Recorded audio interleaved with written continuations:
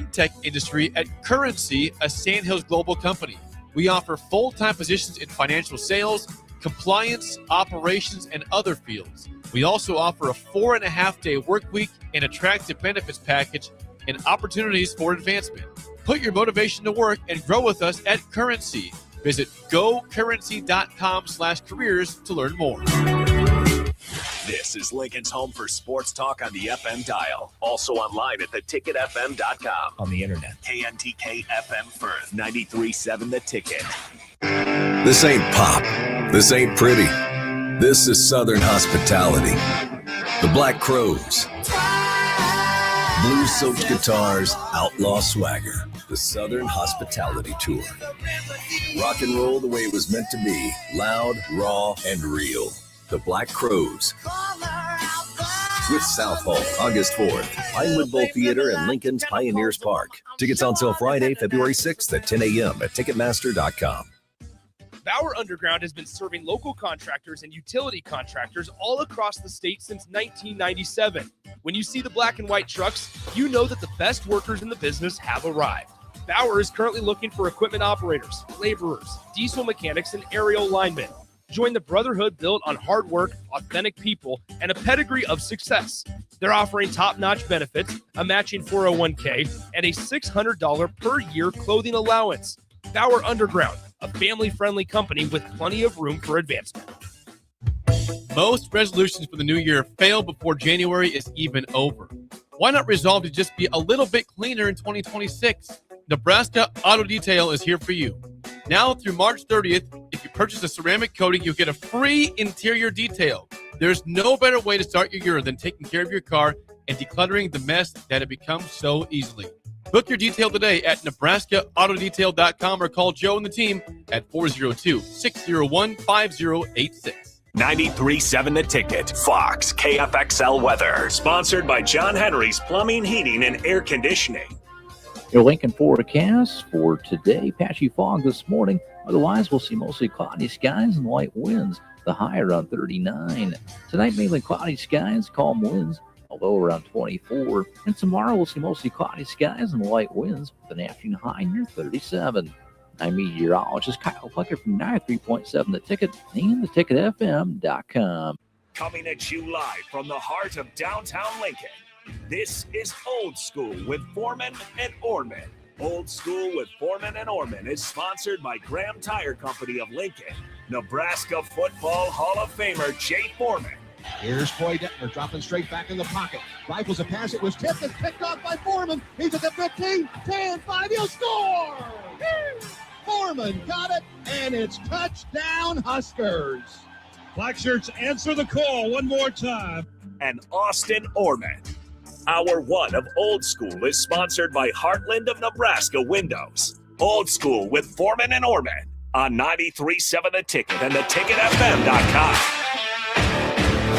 That's right. Welcome in a Monday edition of Old School. Austin Orman and former Husker, former NFL player, and a man with about half the hair since the last time I saw him. It's Jay Foreman. Jay, what's up? It's just tame, man. Chill out now, man. That's not just tame. This is different. You got it cut. It's okay. Yeah, it looks good. You're rocking him. I just want to point out. Yeah. I got all the looks coming in here, man.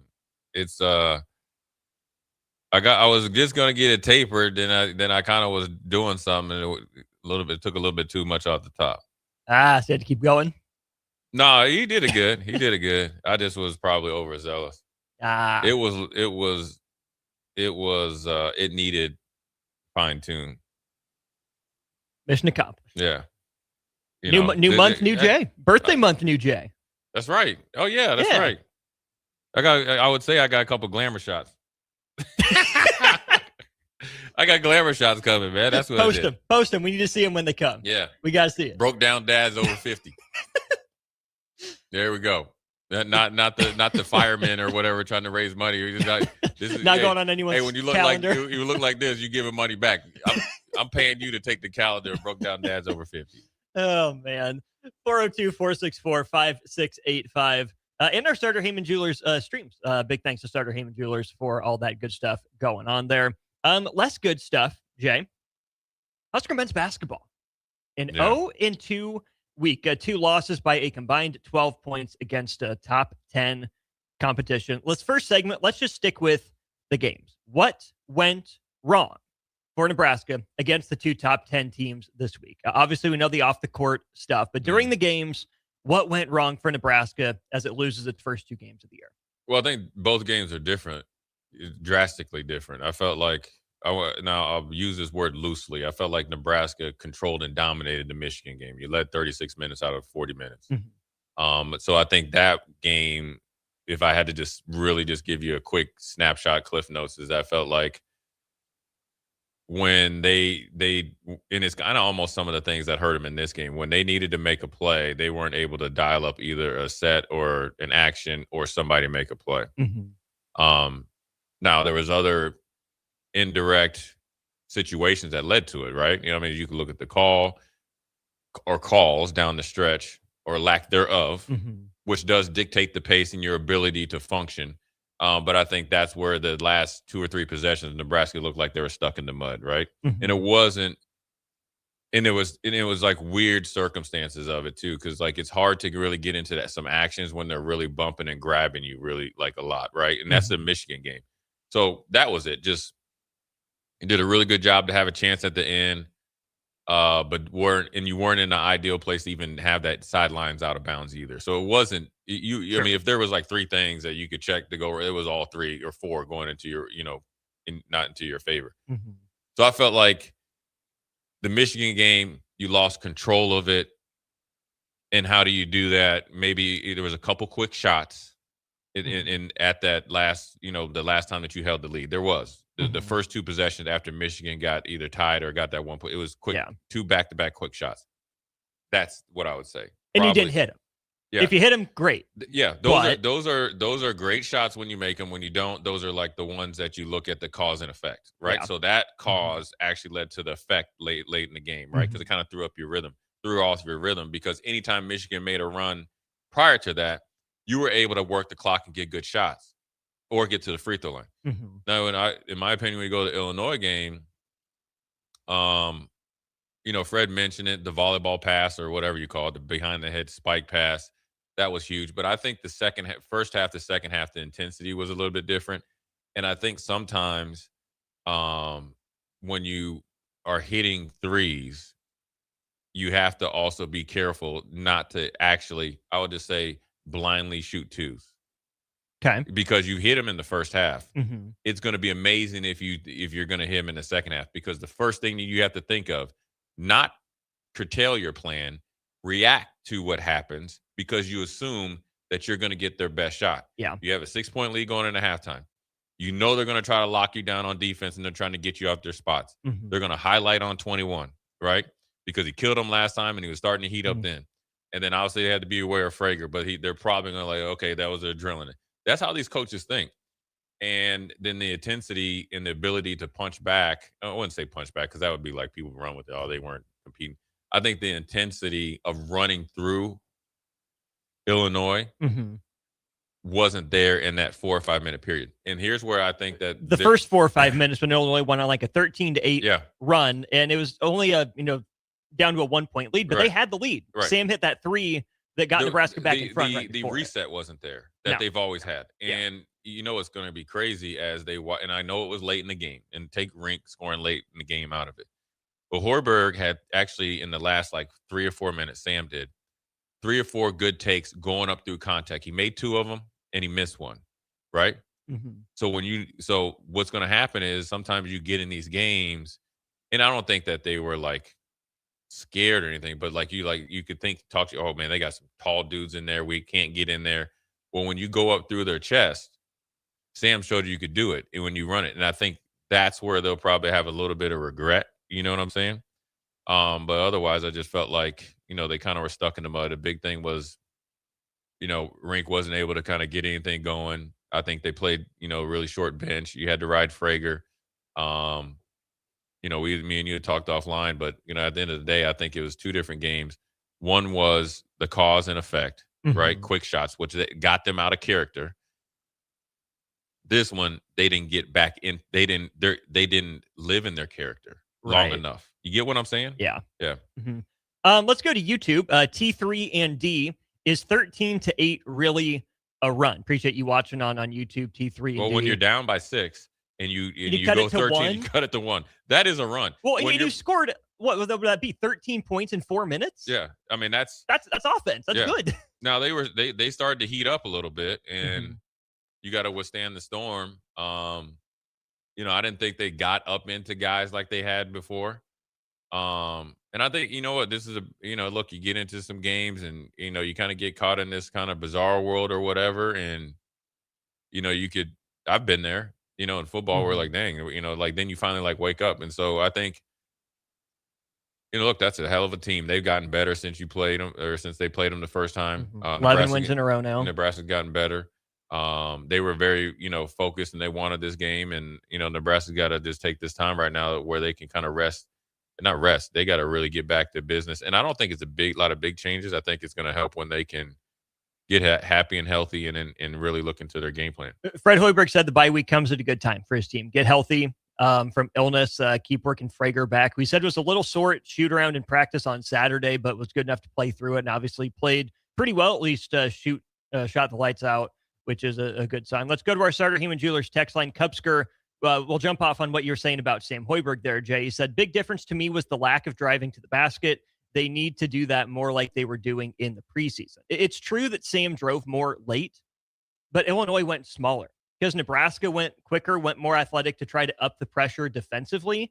And so Illinois, late in the game, they went with their better free throw shooters, their better ball handlers, right? They took the Avicic twins all but out of the lineup there late in the game, which opened up the lane. Illinois ends up with 6 block shots, 5 of them in the half court. One is the Hummerkaus block on Sanford at the end of the half. Man, I mean, imagine if he gets that one to go or gives it to Frager for a layup to end the half instead of getting it blocked, but so be it. And that, to me, Jay, is one of the big things that I think really did go wrong for Nebraska this week against both Michigan and Illinois is it exposed the fact that Nebraska doesn't have a stable of guys who can break you down and get to the rim in the half court. Sam can. He's been good at it, but he was also 6 foot going against 6'11", 7'2". When he drove on 6'6" Jake Davis or 6'9" Ben Hummerkaus, yeah, it works out fine. Sam's got the angles. But there's just something to that length and that wingspan of guys that are just a little bit taller.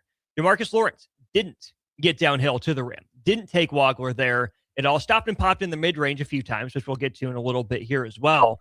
But the majority of Nebraska's makes at the rim, Jay, have come out of their 5-out stuff when they've been able to space the floor off of movement. Yeah. Not guys breaking someone down. And when the movement isn't as free, when you're getting jammed up on the perimeter, when Illinois is able to park its tallest players in the paint, those shots at the rim are naturally going to dry up for whoever, Illinois is playing or Michigan is playing. Those are two of the better 2-point defenses in the country. And then you add Nebraska's, lack of downhill drivers to that list. And maybe Frager can, but maybe not 100%, a little bit more of that. Right. Yeah. In his first game back, right? No reason for him to be shell-shocked or passive. He was shooting it well. But it can be true that Nebraska doesn't have the freedom of movement and that Nebraska needs to put an emphasis on getting downhill to the rim. We know they like the dunks, the layups, and in the threes. I'm not saying challenge shot blockers wildly, but you have to have a plan to get to the rim. You just have to. Nebraska didn't look like it had one, which then you see the lack of free throws. That's 2 games in a row now. Nebraska's shot fewer than 5, 5 total, 7 total free throws over the last 2 games. That's not enough to get it done for free points. But if you're not going to do that, this is the next thing I'm going to say then, Jay. DeMarcus Lawrence can't be afraid to hit from the mid-range. He did it at times. Yeah. Nebraska needs 40 minutes of that attack mode from DeMarcus Lawrence. You mentioned, they had eyes on 21, on Price Sanford, right, and on Frager after that first half. You got to know they're going to adjust. If you're DeMarcus Lawrence, that's your game. That's money time. There are like 4 or 5 minutes in that game. You just got to take over. Yeah. Hunt your own shot. Sure, look to set others up, right? Don't be selfish. Don't go into just chucker mode. But that's the difference between a Wagler, even as a freshman, and a guy like DeMarcus Lawrence. Yeah. Wagler has been really empowered, especially with Boswell out, with the ball in his hands, to hunt his shot. They hunted matchups for him. When Nebraska couldn't get to the rim and Illinois was affecting what Nebraska wanted to do off the ball, there's got to be a time and the place for DeMarcus Lawrence to take, 4, 5, 6 of those mid-range jumpers, hit, 3 or 4 of them to keep Nebraska in it, to keep points on the board.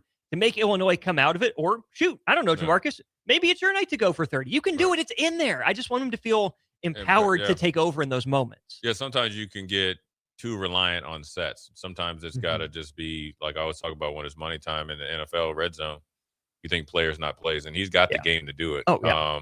He's done it before. And so, it's all learning experience. I mean, obviously I know, people are ready to jump off the cliff just because Nebraska's lost 2 in a row, and to, quite frankly, two of the top, 3 or 4 teams in the nation.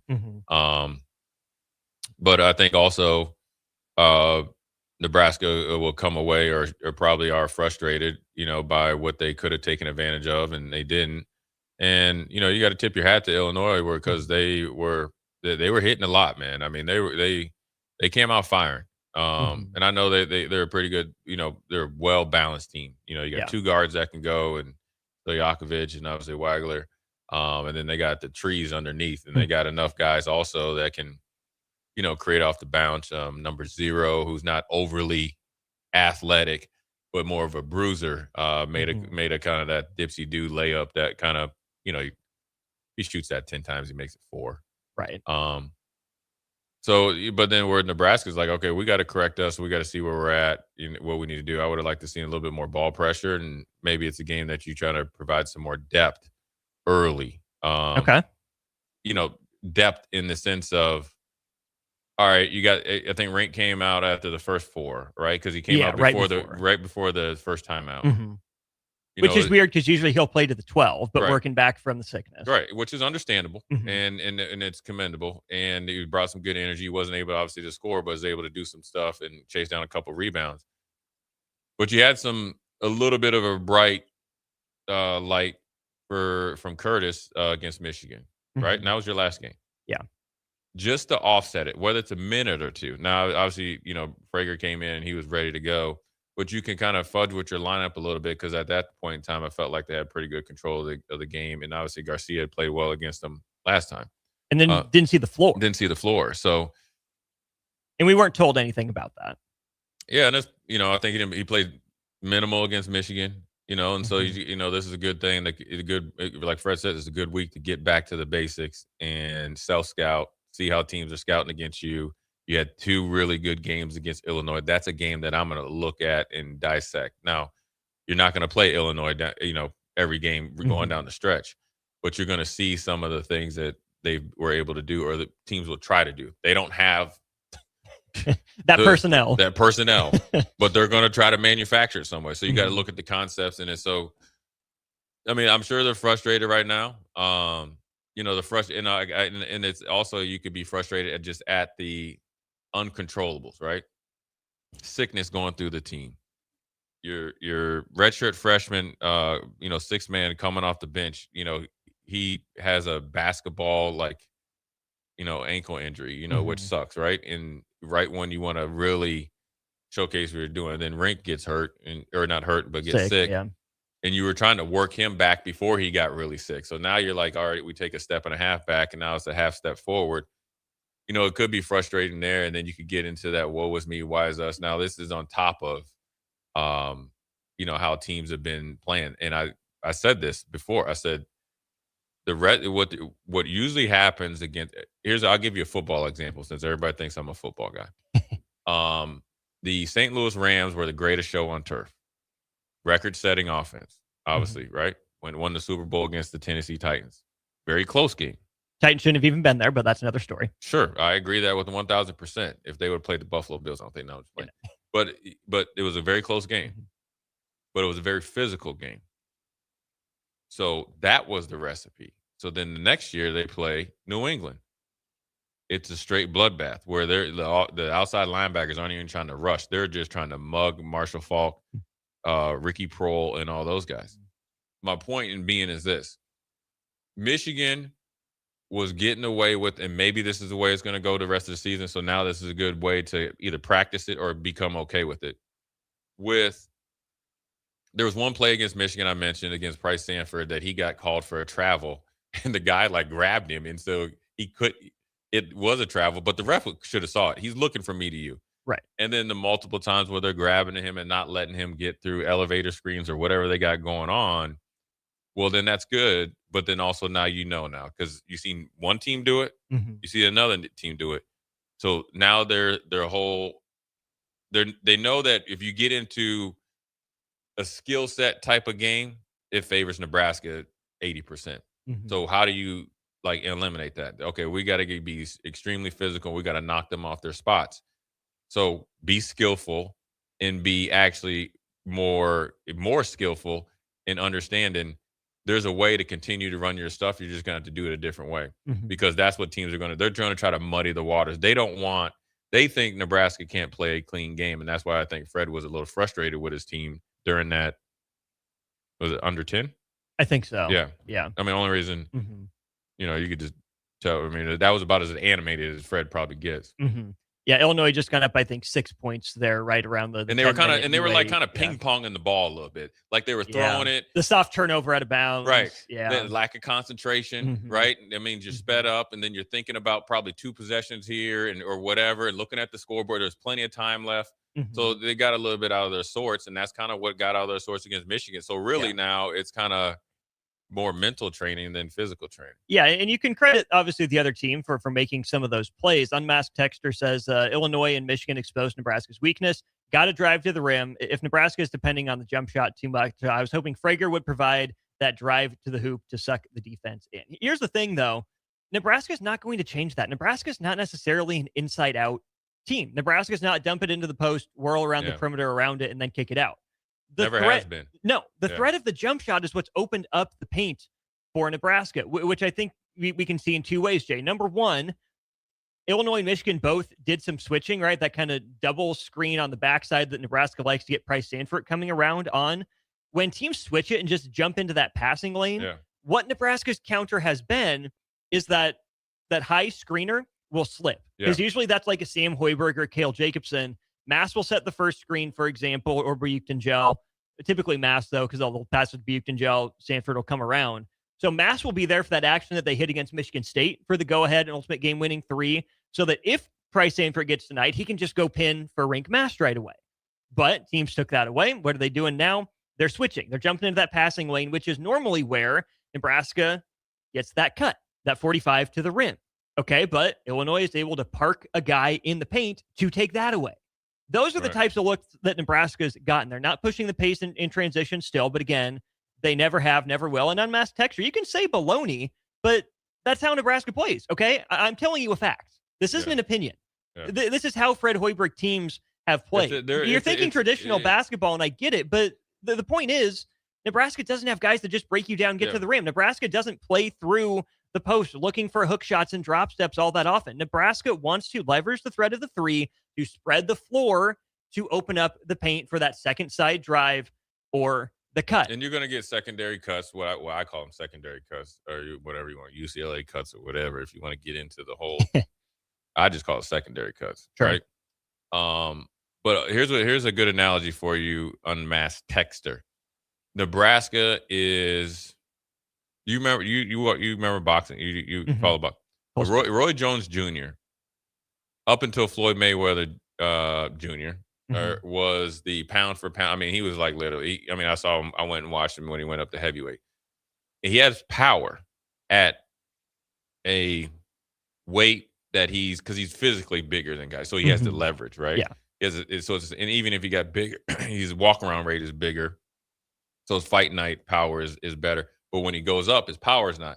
But the thing that when he was able to go up to middleweight, like heavyweight and all that, he's a counter puncher. Nebraska's offense is an analogy of counter. Okay, you hard hedge, we got to answer for that. You do that, you play in the passing lane, we do that, right? So whereas Illinois they were coming in throwing haymakers, right? And they body blowing you like no others. But you still can be, like Floyd Mayweather will show you, a champion. So what you have to do is obviously understand that, counterpunch to their counter, right? And then find a way to have just enough power to put them to sleep. And it has to be strategic. And that's where if you have a healthy Braden Frager, he'll challenge some guys, right? Because he has a little bit more savvy, and plus he's a lefty. Yeah. And then you're going to maybe have to challenge Jamarcus Lawrence. Okay, this is the time. And maybe add a little bit of 2 or 3 minute span when you have a good opportunity in good matchups, because Price Sanford can run the court. Oh, yeah. And really, I would push back, not on you, but I'll push back and saying Nebraska shouldn't push the ball. I think they should push it with certain guys in there. And here's where I'm going with it. Okay, you can do it with Rink, but he would be the secondary break, right? He's got to be the trailer. That's what I'm just talking to my basketball terms, sure. Right? I got UNC basketball secondary break. But I'm thinking with Sam, obviously, Jamarcus, Frager, Price, and or Kale, or the mix of Rink in your secondary, like your trailer. Mm-hmm. Or if it, I'd have to see more out of Garcia to be in that, where you can push it, kind of like that's where you can crank it up a little bit there, because I think the threat of Price, right, and the mid range of Jamarcus, and the threat of the three from Frager leads you to be able to do it. Now you don't need to major in it, right? Because we're not like, I was able to watch like Tennessee play. We ain't like that, right? But you can do it enough to where they can open up your actions and all that and get back to it. You saw a little bit of it against Oklahoma a little bit, and that's where they discovered the pace. And I think this is, again, a good time to go back and say, okay, let's see how, because when you're playing every 2 days, and yeah, great, you did it, you got 3 days rest. Cool. Rink's in the hospital, so we're still down to 2 days. Right. Frager's still walking around, gimpy. You're still on the same trajectory. Now you can really do a good job of like self-scouting and seeing what you can add to your game and not panic. They're playing really good basketball.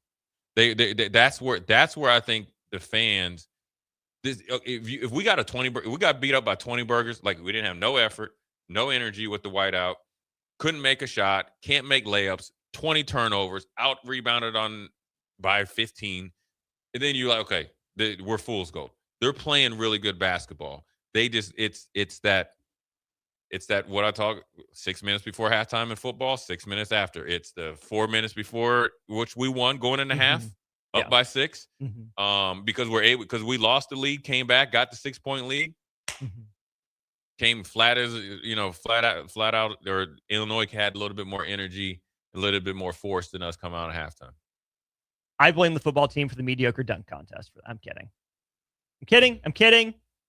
Yeah. I'm joking. I'll say a big part of that too, though, is not being able to get stops. Right, Illinois is putting the ball in the bucket. In Nebraska, Fred Hoiberg especially has talked about how much better they can be, and they have the opportunity to run a little bit more when they're not taking the ball out of the basket. Illinois, number one, doesn't turn the ball over against anyone, but number two, didn't and doesn't turn it over against Nebraska a whole lot, because they don't just give it away some random ones like Michigan did at times. And Jay, Illinois is just bigger across the board.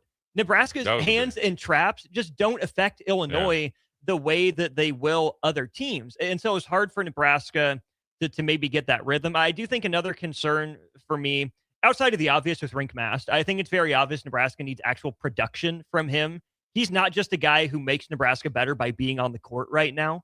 He's got to actually hit, because if Rink Mast is hitting from 3 and Ivisic has to step out on the perimeter to guard him, there's your more open lane to do things. So it's important for Nebraska to get actual points and efficient points out of Rink Mast sooner than later, preferably, starting on Saturday against Rutgers and feeling good going into Purdue. But Rink Mast is not just a presence guy. Nebraska needs production, and hopefully efficient production. He hadn't played from enough there recently or been effective recently to be that. Like maybe after Michigan State or obviously earlier in the season, sure. But right now they're scouting you. What they usually do, I'm only just equating it to football, but one of my friends coaches at Baylor, is that they look at specialty games good on good, but they generally look at your last 3 games. Yeah, there you go. So that's who Nebraska had to prepare for, is Illinois. The last 3 games before that, they knew exactly what that's not the same team you played earlier, and that's who Illinois, that lineup or the guys, they took into effect that Frager was hurt, Rink just was in the hospital. That's what they're able to do. Mississippi Mud Dogs agrees with the Rink Mast not being 100% piece of things. But Jay, I want to go back to what you said in our next segment. Nebraska is still playing some good basketball. Yes, sir. I got a way that's made sense for me to frame it. But going to break, let me hear your thoughts. 402-464-5685. What's your panic level for Nebraska men's basketball? Completely subjective. Whatever your panic level is, your frustration level. I can't wait for these responses. Let me know. 402-464-5685, our starter Heyman Jewelers text line. This is Old School, hour one of which brought to you by Heartland and Nebraska Windows. You're listening to Old School with Jay Foreman and Austin Orman. Download the mobile app and listen wherever you are on 93.7 The Ticket and theticketfm.com. All right, Lincoln, if you're a diesel technician who's ready to earn up to $40 an hour and you're tired of working nights and weekends, listen up. Inland Truck Parts and Service is hiring experienced diesel technicians right here in Lincoln, and they're offering what every hardworking tech wants. Monday through Friday hours, no nights, no weekends, and paid training on advanced diesel technology. With 37 locations across 12 states, career advancement opportunities are endless. Start building towards your future and apply today at inlandtruck.com. That's inlandtruck.com. Or text APPLY to 785-369-1320. Mike, the insurance company wants us to replace the roof. Wait, what? I thought everything was fine. Yeah, it says right here our roof is too old and they won't be able to cover us anymore. I guess it is 15 years old. Hi, I'm Austin with Roofing Service Company. We help homeowners with their roofing and siding projects. Financing options are available, and we can get you under a new roof no time at all. If this sounds like you, visit roofingservicecompany.com. That is roofingservicecompany.com. Nutrition Authority presents Fusion 30, an ultra premium protein ideal for anyone wanting to look, feel, and perform their best. Fusion 30 can only be found at Nutrition Authority. Stop in today for a free sample, visit with a certified nutritionist, and get better than internet pricing. For store info, visit mynutritionauthority.com. Just got new tires put on my car today. You did?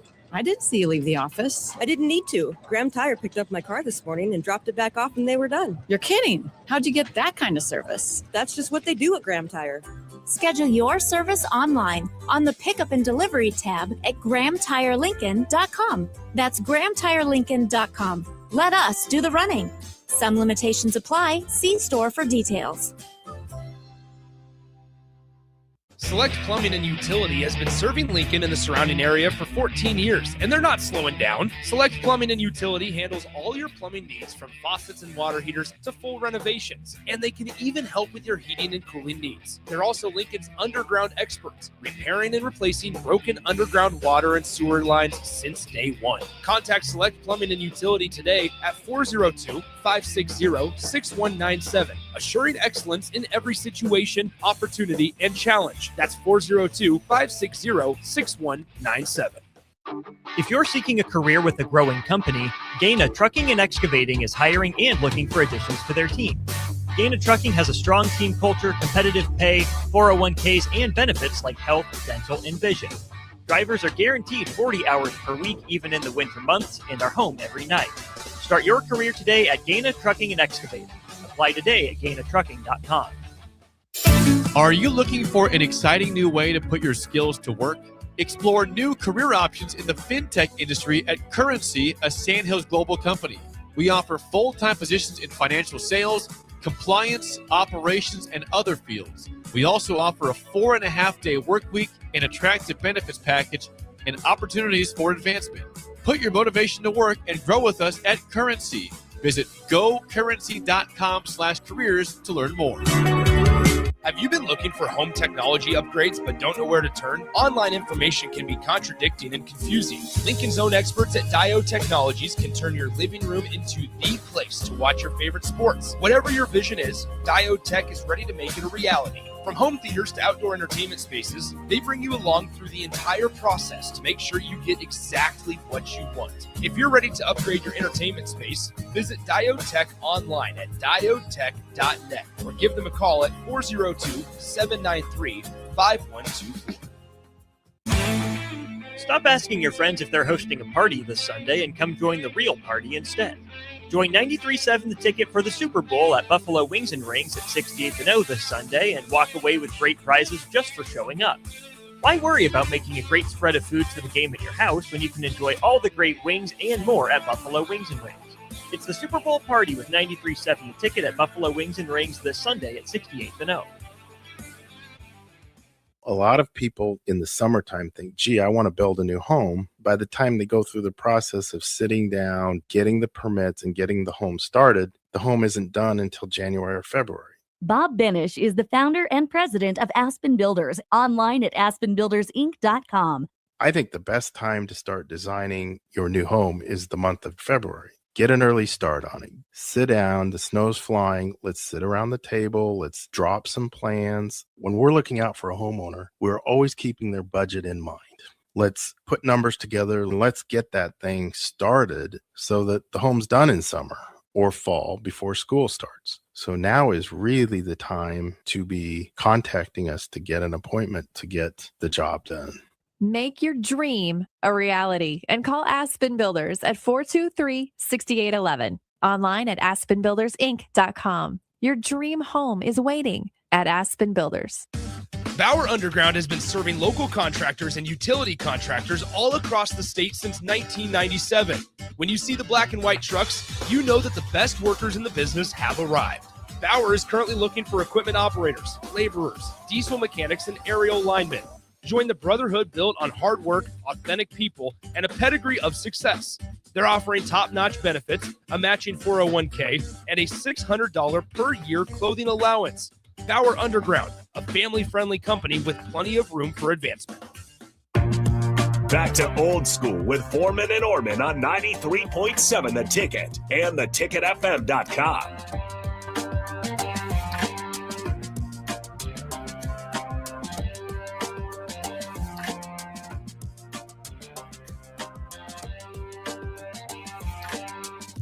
Welcome back in. It is Old School. Austin Norman and Jay Foreman with you. Hour one brought to you by Heartland of Nebraska Windows. They're based out of Hallam, Nebraska. They offer free estimates, full window replacements, all vinyl triple pane windows, and a lifetime warranty on everything while keeping their prices affordable. They're locally and family owned with their own team of installers. You can give Heartland of Nebraska Windows a call for more information today at 402-430-3852. You can also visit them online at heartlandofnebraskawindows.com. Starter Heyman Jewelers text line was active during the break here, Jay. Always active. Gorilla Bear, zero panic turns into 0.5 if they lose at Rutgers. Unmasked Texter, zero frustration. Every team hits a lull. This is a good time for it to hit. Captain Obvious, absolutely no Nebraska fan should be upset with that performance, nor should they be panicking. Colgan J, I don't know why anybody would be panicking. Cubsker panic level is at a soft 3. Frustration level is a hot 7. Jason says panic level 0, frustration level 0. And Sam says, no way am I hitting the panic button. Yeah, I mean, I'm not panicked at all. I mean, you're playing two of the best. If Arizona's the number one team, Michigan, Duke, right, and Illinois are your top 4 teams.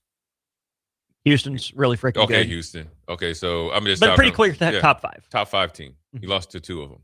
Mm-hmm. One on the road and one at home with a mixed match lineup. You know what I'm saying? Mm-hmm. So, and you really played winning basketball in Michigan up until, crunch time last, 3 or 4 minutes.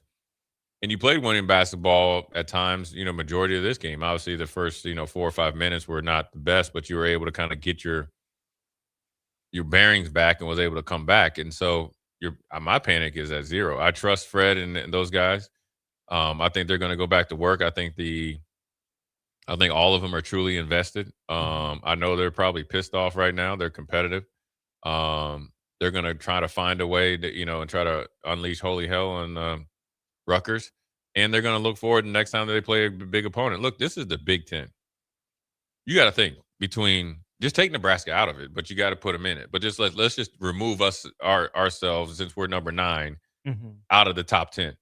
You got 3 of them, the top 10 teams in the nation, or 4, including us, in our conference. Yeah. Let alone you got matchup problems, how Iowa plays. It kind of plays just like Nebraska, so that bodes well. You got a Northwestern team that's kind of a tough out. You got an emerging Minnesota team. Wisconsin's playing better now. I just watched them. And UCLA's playing all right. Indiana just won out there. UCLA has size, so that if we play UCLA, that's what you're going to get. They got that big, tall little dude that they got out there in the middle. Now, granted, he didn't play that much, but they're going to try to big boy you. And they got a power forward, looks like a former football player. So that's what we're going to, probably try to use the kryptonite against Price. and then USC is going to try to out-athlete you. Mhm. So, when you go through a quote-unquote lull, it's different types of lulls. Going through a lull when you're not playing well, my panic would be at 6, where you're, whether it's effort, execution, where it looks totally drastically different. Going through a lull, losing and getting beat, in some ways beating yourself, the panic level is lower because that's a controllable, and you also have to tip your hat and give respect to teams that actually are legit. Yeah. And for you fans out there doubting, hopefully this isn't new news to you or breaking news. Nebraska basketball is actually legit. I think you could tell that people nationally think that as well because they just traded places with Illinois. Mm-hmm. If people thought Nebraska was a fraud, it just finally came tumbling down. Nebraska might have been top 15, but they stuck in the top 10. People respect this Nebraska team. It was like a couple years ago, North Carolina started out at number 1 and was outside of the missed the tourney and outside of the top 25 very quickly because they weren't a good basketball team. No. Nebraska's a good basketball team, and they're going to give people fits. There's a pretty recent example. I tweeted this out last night of a team that has played some pretty elite basketball this year, going through its own little lull and then figuring it out. That's Iowa State. Not just a simple cop-out comparison, but this is an Iowa State team, Jay, that beat St. John's in a players era, dismantled Creighton there too, and then blew out Syracuse. Went on the road a couple weeks later, beat Purdue in Mackey by 23 points. Won a rivalry game against Iowa. It was flying high, and then got 20-pieced on the road at Kansas. Lost its back-to-back road game then at Cincinnati. And then here's the thing.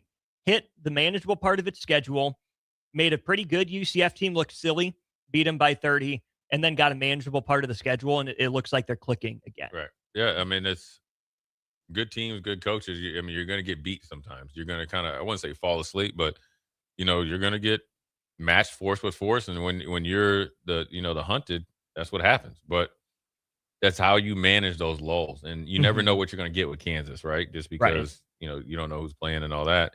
But, they were able to kind of come back. And obviously, I know Kansas State isn't the Kansas State of a couple years ago. Even a couple months ago. Yeah, a couple months ago. But a couple years ago, especially. when it was a Drum Tang was really, the hot coach. And Marquise Noel was there and Deontay Johnson. But you still gave them 95 points. Yeah. 95. Take that with you. Your 34 piece, you know what I'm saying? Mm-hmm.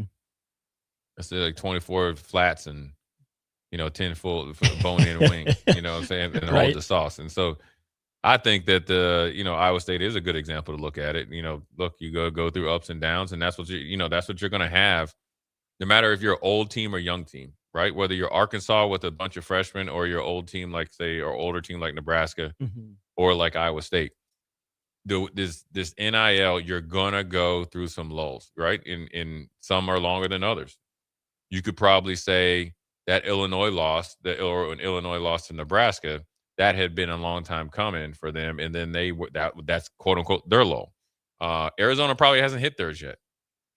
We shall see if they hit it, in the tournament or maybe in the Big 12 tournament or in the big tournament. Timing's everything. Maybe they won't. Maybe they'll just get beat and they won't be in a lull. But it happens every single season. But when you're a well managed program, you'll be able to withstand some of these rocky waters. I would say Nebraska played like a top 15 team this week. Yeah, and they have been playing like the top team, right? Or at least the top 10, top 5, 7, whatever. Yeah. We can go on and on about that, but I think Nebraska still, to your point, Jay, was playing some good basketball. Yeah, that would have been good enough and covered up some of the warts against lesser competition. Yeah. There's so many teams that Nebraska's just been better than, and you can afford to have, one really elite half, make you run early, put a team away, keep them at arm's length against elite teams. And we're willing to say now, if you weren't before, Michigan and Illinois are elite teams. Yeah. I know you were saying it, but other people I think recognize it now too. You got to play 40 minutes of basketball. Yeah. And that's, I don't mean to cut you off. That's actually the biggest learning lesson, because you remember maybe Washington. The whole thing was everybody was just like waiting for that run. Remember, like those games where we were like Wisconsin, then we would wait for the game would be kind of choppy. We go on that run. Yeah. Well, that's the biggest. I just kind of dawned. That's the biggest learning lesson during this bye week. Don't wait for the run. Just start the run. You get what I'm saying? Well, I would argue Nebraska's done that by having some better first halves and second halves recently. But I'm just saying maybe pre that, and they have, kind of really remedied that. But let's take that juice or whatever that is, and it's not necessarily going to lead to points and blowing things.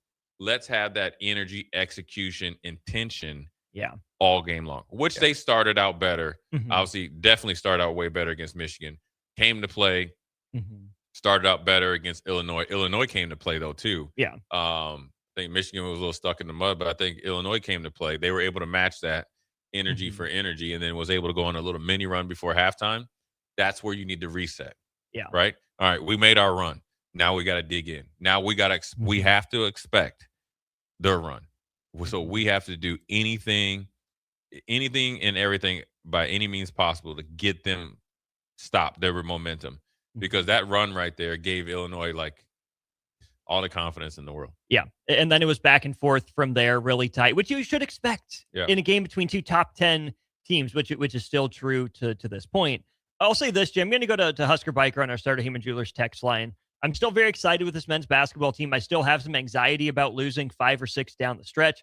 I also worry about the NCAA tournament. Number one, that'll take care of itself when it comes. But I do think that overall season panic, less than 0. This team is fine. This team is leaps and bounds ahead of where the general consensus expectations were. But I will say the 2 seed discussion is a question now. Nebraska is a pretty firm 2. Splitting with Illinois, not the end of the world. Losing on the road at Michigan, not the end of the world. But if you're a fan and you think that it's 2 seed or bust for Nebraska, Purdue becomes must win.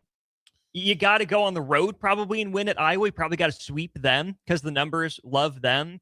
And then you got to go on the road and beat UCLA, right? If you think Nebraska is a 2, that's what they're going to have to do. But if you think Nebraska is a 3 or a 4, they could end the regular season 26-5 and still very, very simply, I think, be a 4 seed, and depending on what the wins are, be a 3 seed. So my panic level with this team, not trying to clickbait anyone, was 0, right? They're fine. They're in a good spot. They're playing well through their quote-unquote downtime. I echo everything you said. But if you're looking for that 2 seed where Nebraska's been projected so often, a week from tomorrow becomes absolutely massive against Purdue, a team that I think still has a name that carries weight. Yeah, I mean, all that stuff's in front of you. I think the biggest thing is you got to win today and win this week. Sure. Win against Rutgers. Worry about Purdue and worry about the end of the season. Worry about the end of the season record. Worry about the Big Ten when you face the Big Ten. That's, my grandma used to say, how soon they forget. That's how soon do you forget 7 years ago? How soon you forget last year? It's great to be in the moment, but borderline pessimistic mindset is going to cloud how you're watching this basketball team in the present, which would be Rutgers. Yeah. Don't lose sleep. There might be a national champion that might have 5 losses. Oh yeah. So because there's good basketball teams out there. There's good basketball teams in the Big Ten. Yeah. So, if Nebraska drops a couple, you got to keep plugging along. You can't let one loss or one assumption in the negative, lead to, how you're going to view this team, because they're going to make some noise, in the Big Ten tournament and in the NCAA. And that's why I think this quote unquote bye week again comes at a good time for Nebraska, because you've seen probably the 2 best teams on your schedule up to this point in their best or close to best version. Yeah. And now, Jay, you got to figure out how to take that next step. You're in the dog days of January and February. You got to find a way that if you want to be that elite team at the top of the sport, challenging for the second weekend and beyond, okay, you know what those top teams are going to do to take you away, to make you uncomfortable. Now, with the stretch that you have coming up against good teams, certainly Purdue, I'd put in that borderline elite category, a bunch of game competition. This is where I think the next month for Nebraska is about the standard. How do we find that standard? How do we meet that standard game in, game out? What can Nebraska work on come March? It's not a place this program has been very often, but everything is still on the table for this team. Couple more texts to get to. We'll do that to wrap up hour 1 of Old School. Watch Old School live on Facebook, YouTube, or Twitch. Old School with Foreman and Orman on 93.7 The Ticket and theticketfm.com. This ain't pop. This ain't pretty. This is Southern hospitality. The Black Crows. Blue-soaked guitars, outlaw swagger. The Southern Hospitality Tour. Rock and roll the way it was meant to be. Loud, raw, and real. The Black Crowes. With South Hall, August 4th. Pinewood Bowl Theater and Lincoln's Pioneers Park. Tickets on sale Friday, February 6th at 10 a.m. at Ticketmaster.com. Hey, Nebraska, this is your moment. Love Nebraska is already making noise on the court, but they're still missing one thing, a nickname. That's where you come in. Love Nebraska is giving fans the chance to submit the team's official nickname. Fans will then vote on the finalists later this season.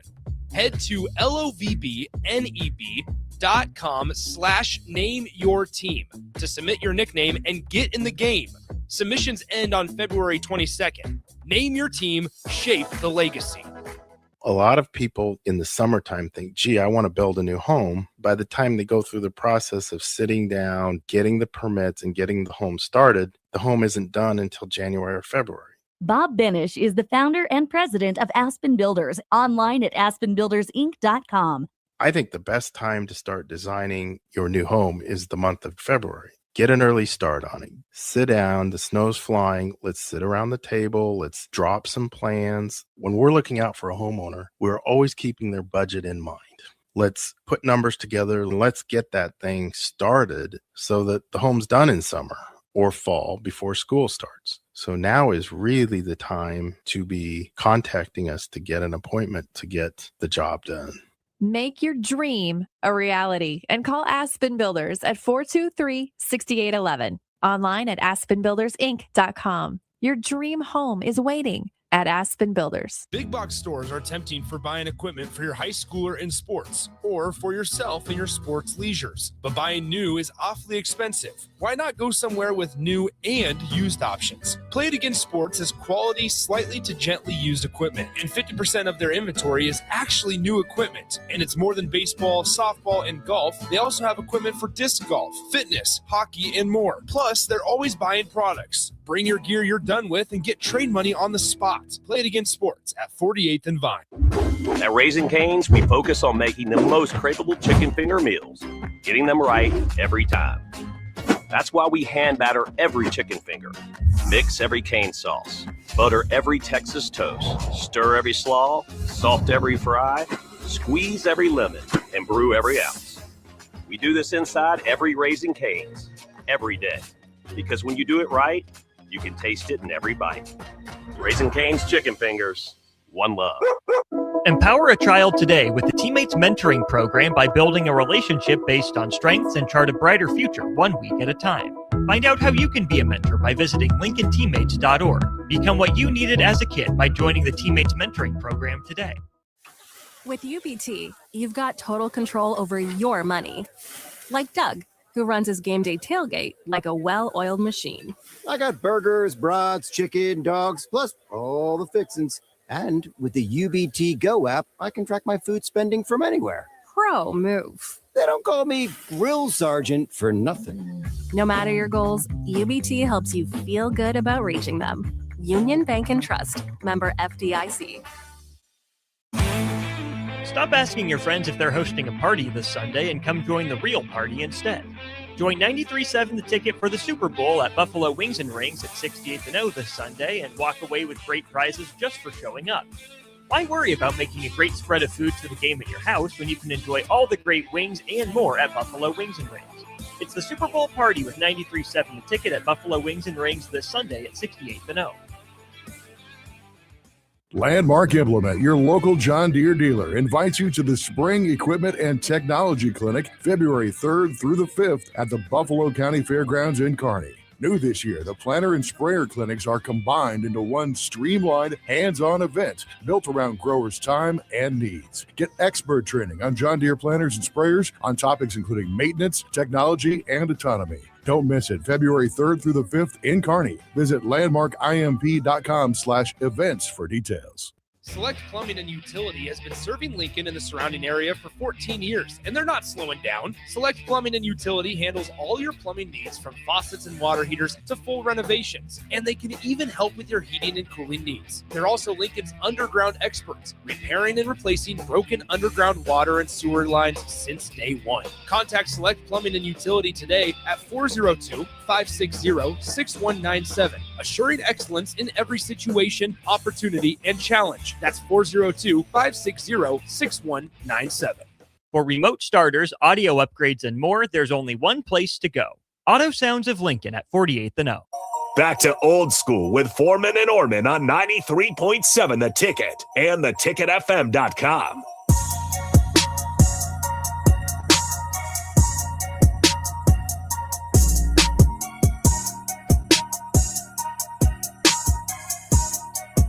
Welcome back in. It's hour one of Old School, drawing to a close. Austin Norman and Jay at Foreman with you. Hour one brought to you by Heartland of Nebraska Windows. You can give them a call today for more information, 402-430-3852, or by visiting them online at heartlandofnebraskawindows.com. Back to our starter, Heyman Jewelers text line we go. 5317 asks, is a 26-5 Nebraska team with a win against Purdue a 2 seed?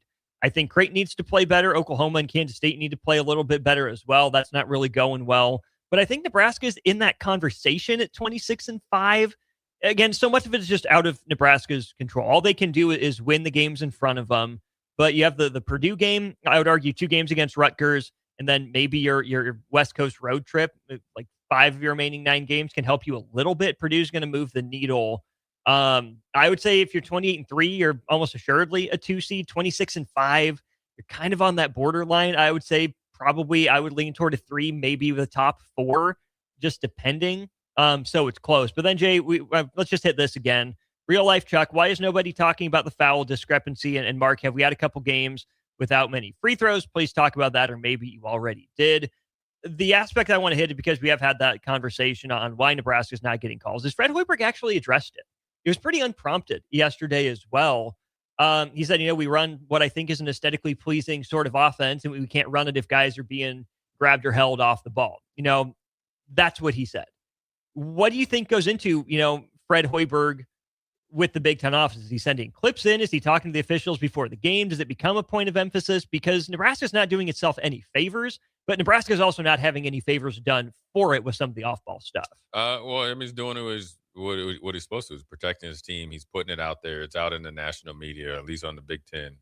So he's making them aware. And I'm sure after every game, just like football, they send in different clips of huge calls, big, or actually any type of call that they feel like is worthy of being sent into the Big Ten offices. And so what he said, is 100% factual. Then also Nebraska, maybe there's the old saying, you always adjust to how the refs are calling it, and maybe we should have played with a little bit more force, but definitely he's putting it in their ear.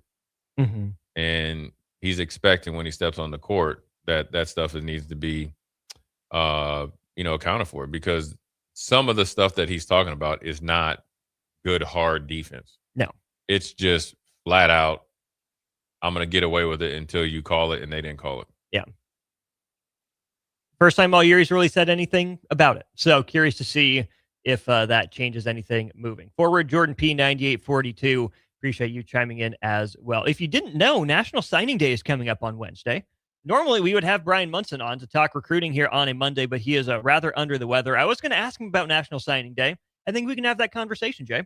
Sure. Does it matter? Does National Signing Day matter? Specifically for football and basketball. That's the conversation when we return to Old School. You're listening to Old School with Jay Foreman and Austin Orman. Download the mobile app and listen wherever you are on 93.7 The Ticket and theticketfm.com.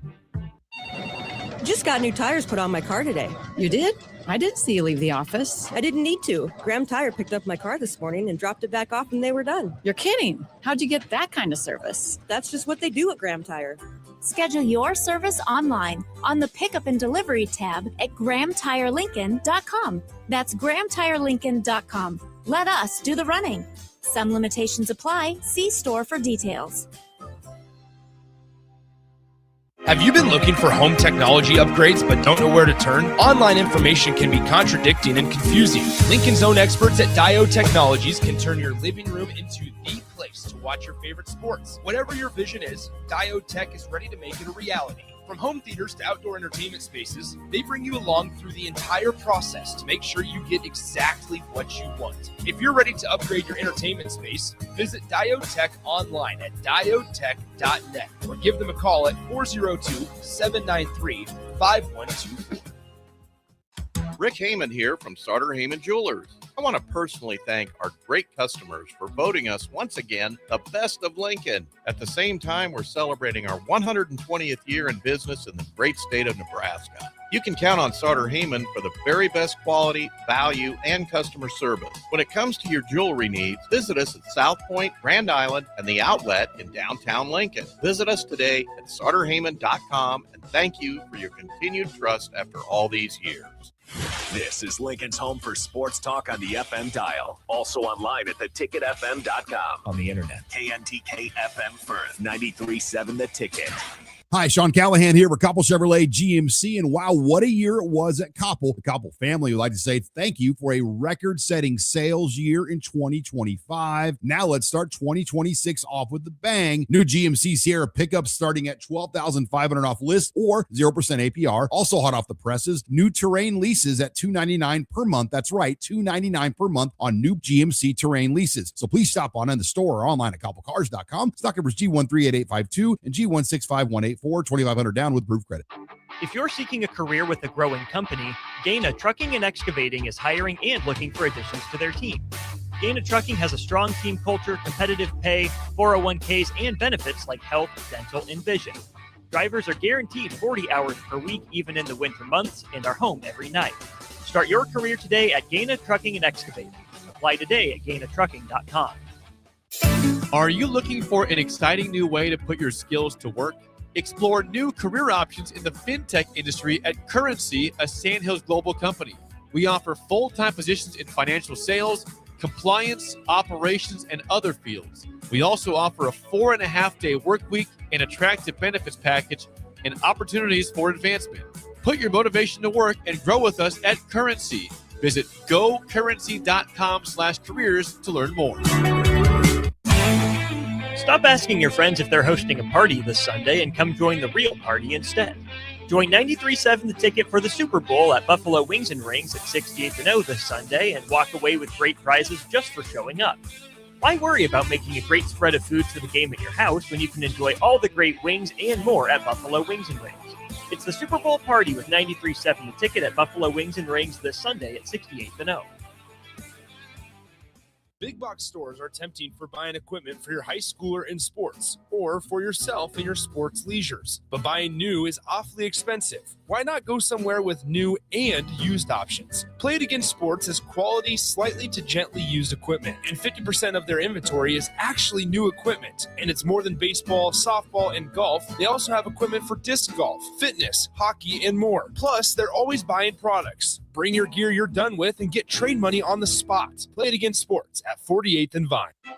Hey guys, this is former UFC fighter and mixed martial artist Anthony Lionheart Smith. The Upside Bar and Lounge in South Lincoln is the go-to spot for every UFC event, prelims, and main card. There's never a cover, so make sure you get there early and stay late. Upside Bar and Lounge has daily specials, a margarita club, and a taco club. And don't forget, they just added Buzz Bowls to their menu. Learn more about upcoming events by visiting UpsideBarLNK.com and stop into their South Lincoln location for every UFC event on 27th and Pine Lake.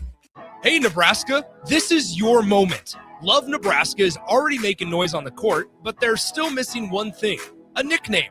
That's where you come in.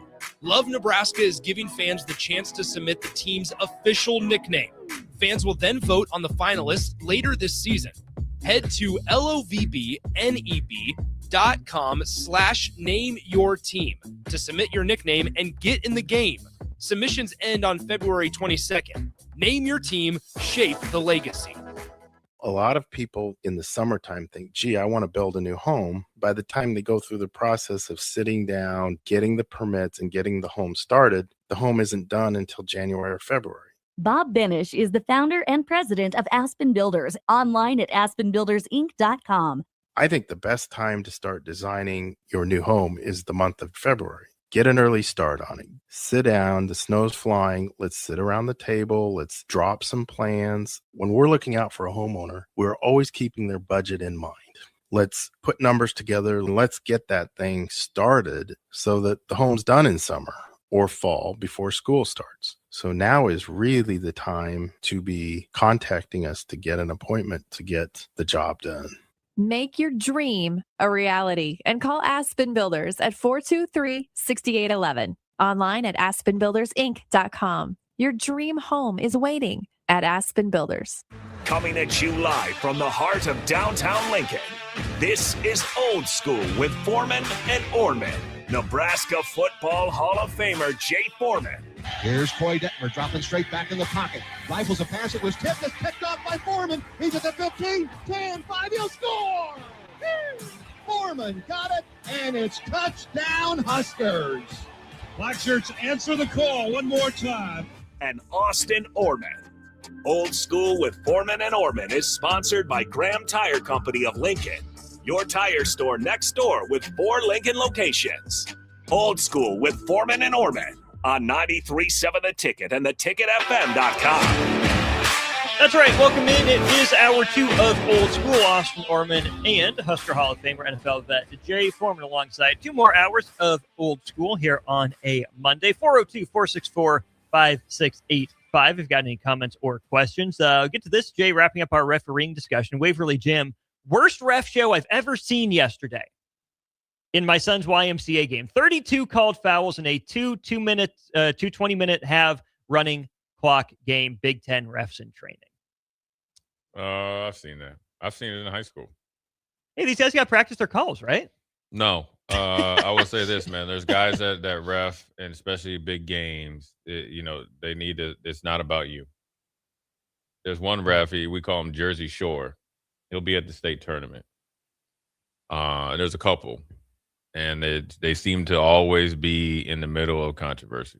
And I know refereeing is a hard job, right? So, I mean, it's a thankless job. I think it's gotten more thankless and more intense as the game of basketball has become more money generated. Mm-hmm. Starts at the youth levels and go on up. But also, I think the pride in being the best ref that you can possibly be has been across the board. Not everybody, but some moving towards the majority don't take it as much pride in it as much as they used to. And to be fair, like if it's a YMCA game, maybe it's just a volunteer doing it or whatever, but you got to start somewhere if you want to build your way up. So take it seriously. It's more than just a paycheck. So sorry about that, Waverly Jim. Yeah, man, that's not fun. Hopefully it doesn't happen again. Yeah. What might never happen again is the February signing day for college football. I mean, Jay, it is so dead. Like, it used to be the biggest day, in the offseason calendar for a lot of people. Yeah. But who's going to sign? You get the hat ceremonies, the jersey reveals, the T-shirt reveals, whatever it is. And it just went out with a whimper. Did not go out with a bang. It is not really a big deal. I think specifically in football and basketball. And this is not in any way, shape, or form meant to denigrate or look down on anyone who is signing on signing day. But it just feels like the spectacle is gone, especially, Jay, for football and basketball, where they used the early signing period. As soon as that December date got put in, 95+% of the traffic from February shifted earlier. Yeah. Do we even need the official national signing day still in February, or should all athletes just sign in December? Well, I mean, depends on the situation, because maybe you guys need to get, academics up to par. I don't know what the purpose is. I mean, I think a lot of guys are committing earlier. I mean, generally in the summer, probably be easier for the coaches, and, maybe you can still sign later, but you don't have to have a national signing day. That's where you lost his luster. I mean, I think obviously I signed, at the February or whatever date it was. So I think it eventually will go away, but I think some other things need to happen for it to go away. I think they need to change their whole off-season schedule. Meaning how so? Yeah. Make it more literally like an NFL type of deal. You can have 20 practices, spread them out through the whole off-season. Now, it's hard because some schools are in quarters versus semesters. Mm-hmm. That could be remedied because none of them go to class anymore anyway. So if you get it more continuity across the board as a schedule. You can go to one signing day and then have a period to where you can still sign if you need to get your ducks in order. Or would you sign transfers and high school kids at the same time, like they do now in the December? Yeah, the early day. Yeah, let's get it over with. I mean, you know, you're going for money anyways. Majority of them, right? High school kids have been recruited for at least 1.5 years. You know, at least one full, cycle as far as like your school. Mm-hmm. So when you jump on the scene as a sophomore through your whole junior year into the summer of your senior year, you're probably getting recruited or at least getting letters. You probably should have a good idea. And you have the transfer portal just in case you want to jump back in it. I think, it would allow guys to build their team, a better snapshot of their team. And then when you're going through the offseason, maybe have another one, maybe have it later. Or maybe have it to where, like, after the spring, you can kind of really trim down your roster, add to it. There's very few guys that are still holding out. I know that Nebraska is in on the one big defensive tackle. I don't know the status of that. That's probably the biggest thing what Nebraska's thinking about, I'm sure. Yeah, Dylan Berryman would be the one down to, I believe, Nebraska. He was just at Florida still in Florida as well. So be interesting to see. That's really the only drama that's left in it for Nebraska that we know of right now. What if, Jay, this is just an off-the-wall idea, what if you had that early signing day be for early enrollers? It may be a little different because if they're committing as juniors instead of seniors. Yeah.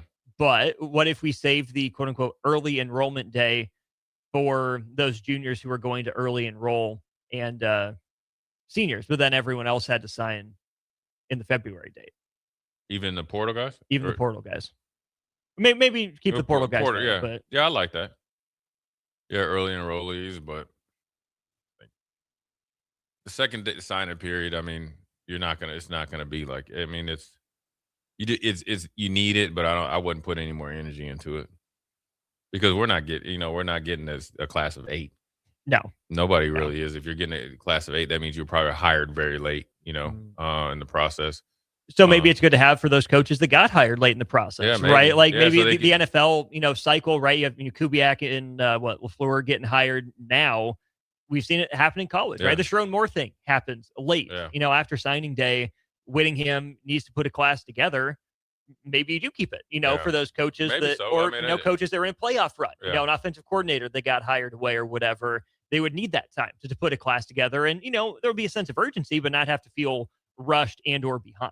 Yeah, maybe move it back. Maybe move it back to week before spring ball. Yeah, maybe a week before spring ball or something like that. I'm thinking of some of the coaches that go down to, FCS. You say you're an offensive coordinator at Nebraska and you get a job at FCS school. It takes you a little while for that's a big deal to them. Yeah. We heard it from Ryan Held. He's got a big day coming up on Wednesday because that's how their rosters are built. That's how they're able to keep their jobs. And so they put a lot of, time, money, and resources into it. So I'd keep it or maybe move it back. But I think reason why I definitely want to keep it and move it back is for the benefit of every level. Yeah. We're just focusing on Power 4 and all that stuff. Well, and that was going to be my next question.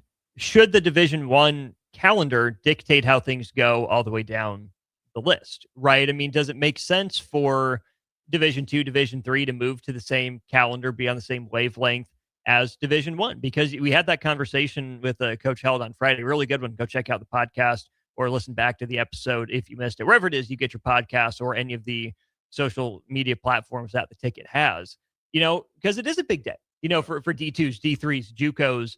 This is their big deal. Is it okay? Maybe keep theirs this February. And then maybe have a later one for the transfer, late portal guys or whatever. Because it is still a big deal, right? I mean, for any of these athletes, I mean, Jay, you went through the signing process, I mean, it's a big day, right? Yeah. You're signing your official letter to say, hey, guess what? I'm going to school here. And just because it's not, Nebraska Lincoln, it's still really flipping cool to be able to sign and say, hey, I was a good enough athlete in high school to go play for Coach Held at Nebraska Kearney or Coach Crutch up at Omaha or, over at Concordia, Doane, Wesley, whatever have you. Like, it's still a really big deal. And I hope I didn't come across as, oh, your signing doesn't mean anything, push it to the side. Right. I want to make sure that those kids still have their moment. And I think keeping that February date for those lower levels can maybe help make it a little bit more special and maybe start to shine a light on it. Yeah. I mean, I completely agree. I mean, it's a big deal. I mean, going off to play at any level of college sports, you are the 1% of the 1% or whatever the percent is. And so you definitely want to make sure they have their just due and make sure they have their moment in high school, because it's a life-changing accomplishment. There's something that you're going to do that not many people can do. There's a lot that have tried to do. I think they just need to find a way to obviously have the early sign-up period, keep that, that's fine. And then find a way to actually play ball with the other levels. Hey, this is what we're going to do. And I think that needs to coincide with if I'm at Nebraska and I'm coming and pillaging Ryan Held's roster, there should be some sort of transfer fee. It doesn't even have to be much. It's just something. That's not directly related to the calendar, but it is directly related to the calendar because we're going to work as one. One better whole group is better for every level of football because whether for Trinidad Chambliss or somebody else, that's where they came from. He came from Ferris State. And definitely he wanted to have his day, and now look at him right now. He's potentially going to NFL or back to Ole Miss for a pretty good paycheck. So I think it definitely needs to have some continuity. It also would show some leadership, whether it's the NCAA or whatever the governing body would be. And then actually you could work towards maybe getting everybody on the same schedule, academic schedule, transfer schedule, off-season schedule. Maybe so. And that would be great as well. Well, I think it goes to what you've talked about before too, when you think about the youth programs, right? You don't want to make it too professional. You don't want to make it too business because it should, the ante should increase every level that you go up, and you don't put too much pressure on young kids with their parents and, burn them out of the love of the game early. But for the ones that do make it, better training earlier on because you're on that regimen, your body gets used to it, maybe a little bit sooner.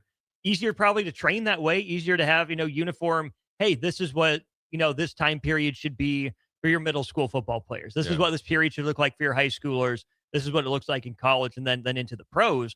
I think that the more uniform the calendar would be, Jay, that maybe that strikes me without knowing the exact details of how it could be run like in Europe with the club system, right? Parent club, helping set the schedule for everything down below.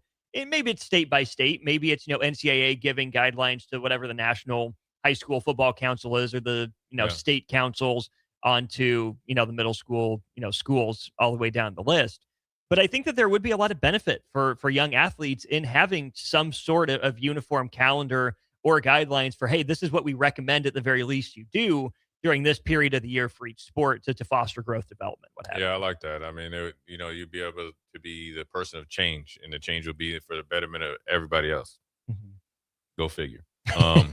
Got an interesting text here on another subject. Kip says, don't forget high school refs are dinosaurs. In fact, they're becoming extinct. The state of Nebraska has had to cancel many games or move them around due to a shortage of refs. No refs, no games. It's true. Yeah, I mean, it's tough. I mean, we'll talk a little bit more high school. We had the hack tournament this weekend, so talk about that at 5 o'clock hour, and refs were a part of that as well. Man, it's can't live with them, can't live without them, sort of thing, right? Absolutely go underappreciated. Absolutely thank you to the refs. Yeah. But holy cow, I mean, sometimes they just got to be better. Both things can be true at the same time, right? We got to let the little stuff slide. It's not that deep, move on. But if you're going to be there, I think, like you said at the start of the segment, just get it right. Yeah, be there, try to get it. Captain Obvious says reffing ain't easy. No, it's not. I don't wish that upon anybody. But I think also in this day and time, and rightfully so at times, because you're taking a lot of, especially at the youth level where the fans are like up on you. As a coach, you take some abuse. I know with the refs, you can hear it. There's a lot of pressure. I don't know if they do. I doubt they kind of switch crews, and so they're not like familiar. You might be a guy that's played basketball, so you're reffing it like you view basketball, and you get a guy that's going to be just by the rules, and then he's muddying up the game, and then they have to respect each other because they work with each other, and so I don't think there's a easy solution besides work harder, be better. But say the same thing for the coaches and the players. How about that? Absolutely. I mean, I think investment is a good first step, but where you can find the funds, right? It's much easier said than done for me to want to spend other people's money on helping, refs get better. But I wonder how many people, Jay, are scared away or shy away from reffing because of what you just said, because of the abuse, because of the way that they get talked to, the way that they get talked about. It's a thankless job. I mean, I had a conversation coming back from the college basketball crown with DJ Carstensen, Big Ten official, done a handful of Nebraska games already this year. Doesn't have the best rap among Nebraska fans. They don't like him, think he calls a bad game. Yeah. He's just a dude. He's a cool dude too. Like he looks, he's big, he's tall, he's kind of mean, kind of imposing, has some presence about him. Yeah. You know, kind of big hook nose, look like he got in a scrap or two with an angry coach or player. DJ Carstensen's a good dude. You know, I had like a nice 10-minute conversation just waiting at McDonald's for our breakfasts with him, right? Like it changed the way I view that guy. Yeah. You know, and maybe that's on me for having a, bad perspective going in, but it's okay to get to know the officials a little bit, right? It's okay to incentivize it, but that's, Jay, where I wonder how much the conversation has ratcheted up. Obviously, the pro levels, but I think this is some of the trickle down too with instant replay, where everyone can think they know the rule book. I'm guilty of it plenty of times. You get the slow motion, you hear the announcers color their opinion. You only ever hear the reffing experts make the obvious calls. Oh, he got it right. Gene Steratore and Terry McCauley are always going to agree with what the ref said. Maybe they'll go back on Twitter and correct it or say, well, there's some wiggle room here, what have you. But the fact that sports are A, so popular, B, so, important in our national conscience that we have to get every single little call right all the time is a standard that is just, it's great that you want to get all the calls right. It's just never going to happen. And then we can slow it down beyond what the human eye can do. And I get the point of slow motion. I get getting the calls right. But at some point, we make the job so difficult for officials and we try to take it into our own hands as fans sometimes that even, where we know there's no replay in high school or maybe lower level college where they don't have the video technology, the expectation of having a replay is in our heads and we all know the rule book better. Man, it just makes it even tougher for the people that shouldn't even have to worry about replay or just doing it on the side to make some extra cash. Yeah, it's tough. I mean, the way that the game has grown with is, you go from, 4 sets of eyes. Now you got 400. And slow motion does hurt the game, or instant replay slow motion because it's not in real time. And obviously when you see it and it's slowed down, you can kind of like, how could you miss it? And so, the refs got a hard job to do. And you got to take it, you got to be really, serious about it. And, they got good basketball refs. Kip Kissinger is a really good ref. He's a local guy. He's from Nebraska somewhere. Lives up in kind of like Omaha, I think, maybe Ashland. And then he played at Nebraska Westland. He takes it very, very serious. Yeah. He takes a lot of pride in doing it as well. So it can be done.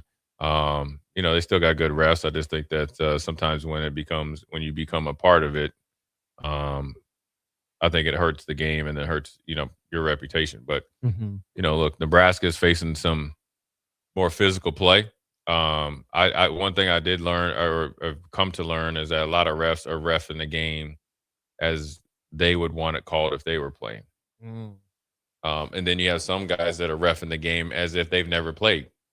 So, it's kind of just, you got to, take what you get. And I used to always tell my players, you got to adjust to the ref. And if they're letting it to be physicals all get out, then let's get physical. If they want it to be very technically sound, then we got to deal with that as well.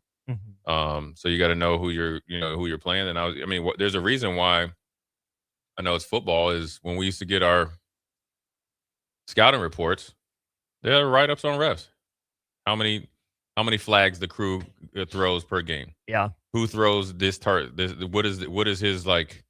What is he known for? And how many flags per game? This is what he's been doing over the last 4 or 5 games. The trend. I'm sure they do it in basketball. So you got to know not only your opponent, you got to know the dynamics of the arena that you're playing in, and then adjust accordingly.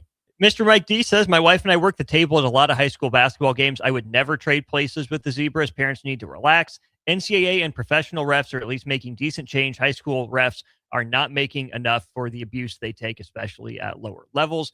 Cubster says, got a story right here. Did a scrimmage for a moms versus softball players exhibition game. I had some people yelling at me, but it meant nothing because I got to ring up my girlfriend on a called third strike. That's funny. Bold move, Cotton. Yeah, good. Yeah. Let us know how that night went there, Coach. Were you, man, holy cow. Yeah. Captain Obvious says he was at a third grade girls softball game when the other team's parents got on the ump so bad, the umpire up and left. I've seen those on the internet. Man. Yeah. I think the biggest thing with refs, like for me when I was coaching and when I go watch, is like, you call it one A and one way, call it the same down there. Yeah. That's what really gets people when you're subconsciously kind of pushing teams over the edge. Because as much as you'll say it's third grade softball, 8th grade football, 10th grade basketball or travel basketball, people are paying money for that. Yeah. And it means something to them. And we're taking score, so let's win. Yeah. No. It's not your job to give us the game, but it's your job to give us a chance to win. That's all that matters. That's all that matters. And so, Nebraska's got to, work on themselves before they worry about the refs. Fred will start working the refs. He has enough respect from the refs, and he's given them enough respect. When he brings something to them, he'll be able to handle it. And he's been through plenty of wars himself, and so he'll be just fine. Speaking of going through some wars, Jay, Dallas Mavericks fans, it's been a year since the Luka Doncic trade. Yeah. Let's revisit it. Watch Old School live on Facebook, YouTube, or Twitch. Old School with Foreman and Orman on 93.7 The Ticket and theticketfm.com. At Raising Cane's, we focus on making the most craveable chicken finger meals, getting them right every time. That's why we hand batter every chicken finger, mix every cane sauce, butter every Texas toast, stir every slaw, salt every fry, squeeze every lemon, and brew every ounce. We do this inside every Raising Cane's, every day, because when you do it right, you can taste it in every bite. Raising Cane's chicken fingers, one love. Select Plumbing and Utility has been serving Lincoln and the surrounding area for 14 years, and they're not slowing down. Select Plumbing and Utility handles all your plumbing needs, from faucets and water heaters to full renovations, and they can even help with your heating and cooling needs. They're also Lincoln's underground experts, repairing and replacing broken underground water and sewer lines since day one. Contact Select Plumbing and Utility today at 402-560-6197, assuring excellence in every situation, opportunity, and challenge. That's 402-560-6197. Empire Netting and Fence delivers top quality netting and fence solutions. From major sports venues to backyard installs and everything in between, coast to coast. We take on tough jobs with grit, integrity, and a strong commitment to safety. Empire is growing, and we're hiring motivated people ready to grow with us. We build each other up, and we're building something big. Think you've got what it takes? Apply now at empire-fence.com. That's empire-fence.com. Nutrition Authority presents Fusion 30, an ultra premium protein ideal for anyone wanting to look, feel, and perform their best. Fusion 30 can only be found at Nutrition Authority. Stop in today for a free sample, visit with a certified nutritionist, and get better than internet pricing. For store info, visit mynutritionauthority.com. Rico here with HIS Auto Care at 70th and Van Dorn, letting you know HIS is a great place to bring your vehicle for service. With superior service, bumper to bumper, we'll treat your vehicle like it's your mother's. It doesn't get any better than that. So call 402-488-8934 and HIS Auto will make you glad you did. 5% off, mention this ad, and for sure your mother will be proud you called. 402-488-8934, HIS Auto Care, 70th and Van Dorn. God bless you. Culture and Coffee with Mike Smith and the Bowie Boys is back this Friday, February 6th, featuring members from the Nebraska baseball team. Stop by this Friday between 5 and 8 p.m. as we turn the ticket into a skate park. You heard that right, a skate park. And also highlight the upcoming year for Husker baseball with players from the team. Again, that's 5 to 8 p.m. this Friday, February 6th, for a live broadcast of Culture and Coffee from 5 to 7 p.m. and a Vintage Market Plus skate experience hosted by the Bowie Boys from 7 to 8 p.m. This is a party you won't want to miss.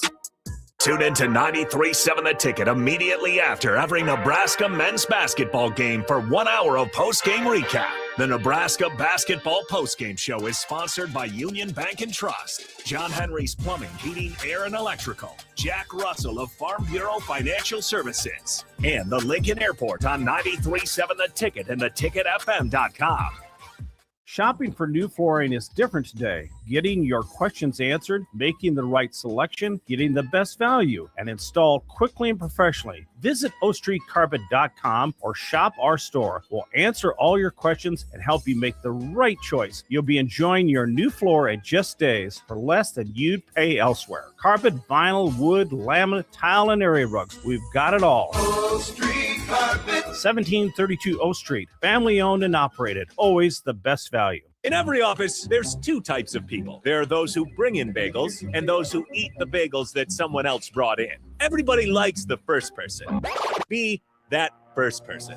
Weekday mornings at 7:30, you have a chance to win a business box of bagels from Bagels & Joe. All you have to do is shut up, Sipple. 2 questions for you, 2 for Sip. Win, and the bagels are yours. Lose, well, you don't want to lose. You lost Monday, you lost Wednesday, you're a loser. Shut up, Sipple. Weekday mornings at 7:30, brought to you by Bagels & Joe.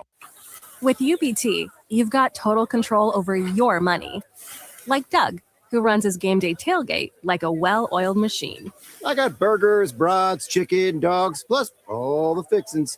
And with the UBT Go app, I can track my food spending from anywhere. Pro move. They don't call me Grill Sergeant for nothing. No matter your goals, UBT helps you feel good about reaching them. Union Bank and Trust. Member FDIC. Big box stores are tempting for buying equipment for your high schooler in sports or for yourself in your sports leisures. But buying new is awfully expensive. Why not go somewhere with new and used options? Play It Again Sports has quality, slightly to gently used equipment, and 50% of their inventory is actually new equipment. And it's more than baseball, softball, and golf. They also have equipment for disc golf, fitness, hockey, and more. Plus, they're always buying products. Bring your gear you're done with and get trade money on the spot. Play It Again Sports at 48th and Vine. Are you looking for an exciting new way to put your skills to work? Explore new career options in the fintech industry at Currency, a Sandhills global company. We offer full-time positions in financial sales, compliance, operations, and other fields. We also offer a 4.5-day work week, an attractive benefits package, and opportunities for advancement. Put your motivation to work and grow with us at Currency. Visit gocurrency.com/careers to learn more.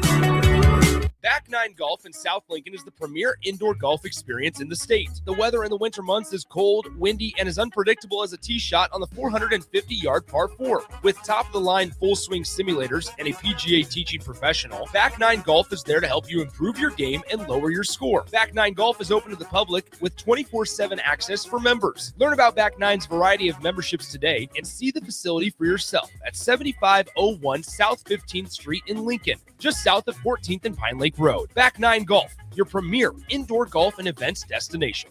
Back to old school with Foreman and Orman on 93.7 The Ticket and theticketfm.com.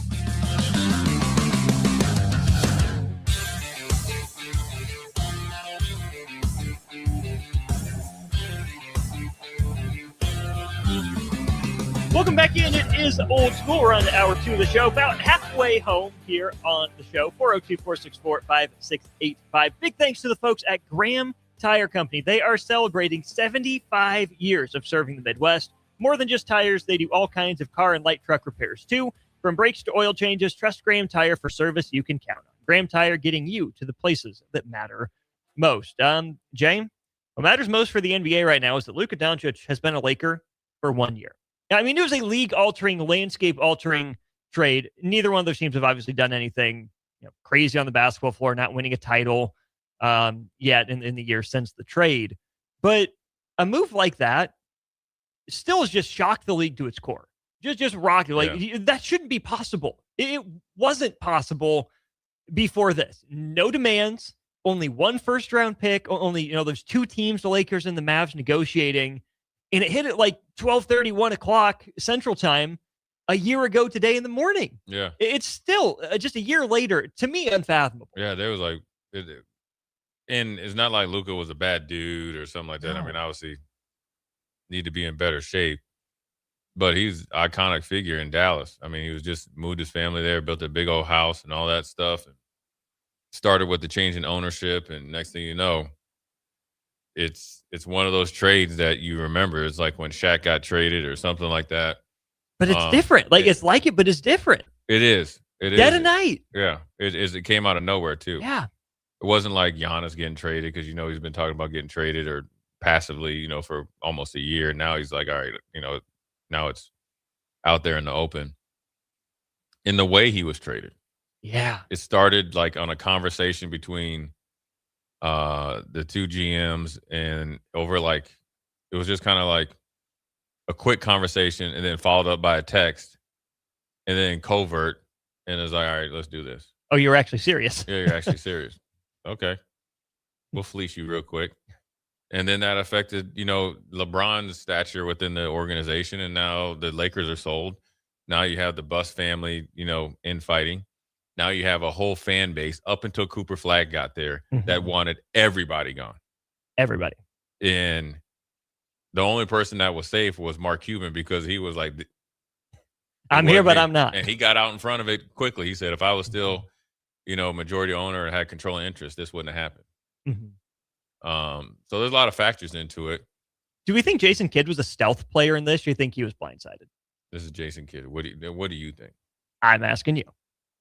I think he was a stealth player. Nico took the fall for it. Double fall. Now he's officially gone. I think Jason Kidd looks at the point guard position as one of the best of all time. Looks and knows what it takes. Has a very good eye of what it takes to win a championship. And probably saw Luka at his best and not being able to get over the hump, and then kind of look at his body of work and was like, probably figuring that that's not going to help us win a championship. And I don't know if he was stealth, but I guarantee he was probably okay with it. He didn't probably push too much back. I can't speak for him, but I'll just assume just on his personality, I think he has a little bit of undercover stab you in the back a little bit. This is the same Jason Kidd who told one of his players to run into him, holding a cup of ice water to get a free timeout. But those two things are not the same. Yeah. If Jason Kidd wanted Luka Doncic out, I mean, those are two relatively similar guys. There's their place, a walking triple-double, big lead guard. Kind of surprised me, unless to your point, it was a mindset thing, right? And you're cutting your bait early. But then, as a head coach, I would want a little bit more back. Here's all the Mavericks got in return. That's where Nico got in trouble. Anthony Davis, Max Christie, and 1 first-round pick. Okay, keep that in mind. AD, Max Christie, and a 2029 first. Since Luka, I think we'd have like 2 major, trades. You maybe throw the Kristaps Porzingis one in there. The Trae Young one became an afterthought. But the Spurs traded 2 firsts and 4 seconds to the Kings to get De'Aaron Fox, and also shipped a 25 first out the door to get Zach LaVine to Sacramento. That's 7 picks involved just from the Spurs For and those two. for De'Aaron Fox. Yeah. That's all the Spurs got out of that. 7 picks for De'Aaron Fox. And Memphis traded Desmond Bane in a 2026 first to Orlando, who gave up 4 first-round picks for Desmond Bane, who I like, who is also not Luka Doncic. And you would have thought, and then also, remember, Anthony Davis was hurt for, a couple weeks? Anthony Davis, Jay. He was hurt before he started. He didn't play right away, right? He did not. Yeah. He's had the potential to play in 79 games with the Mavs. How many do you think he's played in? Oh, he's like below half. 29. Yeah. He's played in about 38% of available games for the Lakers or for the Mavericks. And Averaging he's on the 20. trading block right now, right? That's just the thing. That's where I was going to get. He's averaging 20, 10.8, and 1.7 blocks per game. His first time under Perfect 2 trade blocks per game since the 2021 season. Dallas is just 32 and 50 with them. They're building around Cooper Flag. You make this move. Nico Harrison looked back and said, you know what? I'm going to be judged on this move in 3 or 4 years. You know where Dallas is going to be now in, 2 or 3 years? In the middle of the West. It's going to take him that long to build because Anthony Davis isn't there or won't be there. He's a shell of himself if he is. Clay will be gone. Clay will be gone. Kyrie Irving is coming back from injury. We'll see what he's got. Probably gone. It doesn't look good now. It looked horrible then. I can't imagine the outlook is that much brighter in 2 or 3 years, no matter how good my guy Cooper Flag is. And you only got 1 first-round pick to help yourself out of the deal. Yeah, that's probably where Nico ran into the most trouble. Man. And he's fired too, right? Oh, yeah. Yeah, that's right. Way gone. earlier in the year. Yeah. I don't know. I think a lot of these GMs, even some of these coaches, and I'll speak for NFL, and I know for sure in the NBA, I think they're cosplaying as GMs and just doing it like NBA 2K. I'm serious. Very, a lot of analytics and all that stuff. They're not really doing a lot of the eye test homework. And so they, whatever Nico needed to lie to himself that he was always, because you're not trading for Anthony Davis expecting him to be on the shelf for 60% of the time. Yeah. You're like, oh, we just get him healthy. He was playing well before he got hurt out there in LA or got dinged up. We get him here. Oh, this will be a centerpiece. We got the number 1 pick that we'll be right back where we were a year or two before. But they couldn't even bank on the number 1. They had a 1.8% chance at the time of the trade. Right, and I think that was manipulated. And it was good that Jason Kidd was there and all that stuff. But, yeah, Dallas is in some trouble. Milwaukee's in trouble. Oh, big trouble. Oddly enough, your boy Klingon up there at Portland has been he's been balling. He has been. He's in reverse trouble. He could get out of Portland playing like this. Unlike DeAndre Ayton, he doesn't have to get some bootleg trade. He's like, I'm going to play my butt up out of here because I don't want to be here up there. Right into the waiting arms of one Glenn Doc Rivers. Yeah. Yeah, use his government name. I'm not sorry about it, Glenn. Hey. I appreciate your son. One of the former players things. that was there was like, everything was great until he showed up. That was Jay Crowder. Yeah, Jay Crowder. That's right. We were winning games, and they got brought in Doc Rivers. It's been over ever since. Giannis is pissed, and everybody's ready to get up out of there. They were 30-13 with Adrian Griffin in charge. There were some warning signs. Might have been playing a little bit above their pay grade with him as head coach. But that's what you want. But you want a coach to get you to play above what you're at. Now, defensively, they were struggling. But Doc ain't never been no Doc rode KG, Paul Pierce, and Ray Allen's coattails to a title in Boston. And Rondo, and Kendrick Perkins. A healthy Kendrick Perkins. Big Baby Davis is there? Big Baby Davis. Yeah. It was in, Crowder was later after that. But, yeah. The flip side of things for the Lakers then, Jay, and this will be a kind of 2-part discussion. Number 1, Luka's been pretty much everything as advertised. 31, 8, and 8 on 46, 36, 75 splits. Currently leading the NBA with about 33.5 points per game. Did miss out on All-NBA for the first time in a while due to some injuries that he dealt with last season. Lakers are 51-32 since the trade. In the West, that's got you in that, 3-4 seed discussion. Now it's over parts of 2 seasons. Lakers haven't necessarily looked like a more inspired basketball team or a championship caliber team since adding Luka. But how much of that is due to the quote-unquote 2 timelines plan with LeBron still in the fold? I think that's 100% because the two timelines kind of working against each other and nobody knows anything. Half the people want to keep LeBron there. Half the people want to get rid of LeBron and AR-15. Half the people want to keep AR-15. I shouldn't even call him AR, Austin Reeves and Luka together and build around that. Half wants to keep LeBron and have him there to keep mentoring Luka. Half of them want to blow the whole team up and start over with Luka. And then you have these secret, timelines, whether it's Pelinka, new ownership, old ownership, who's left over. It's a cluster, what.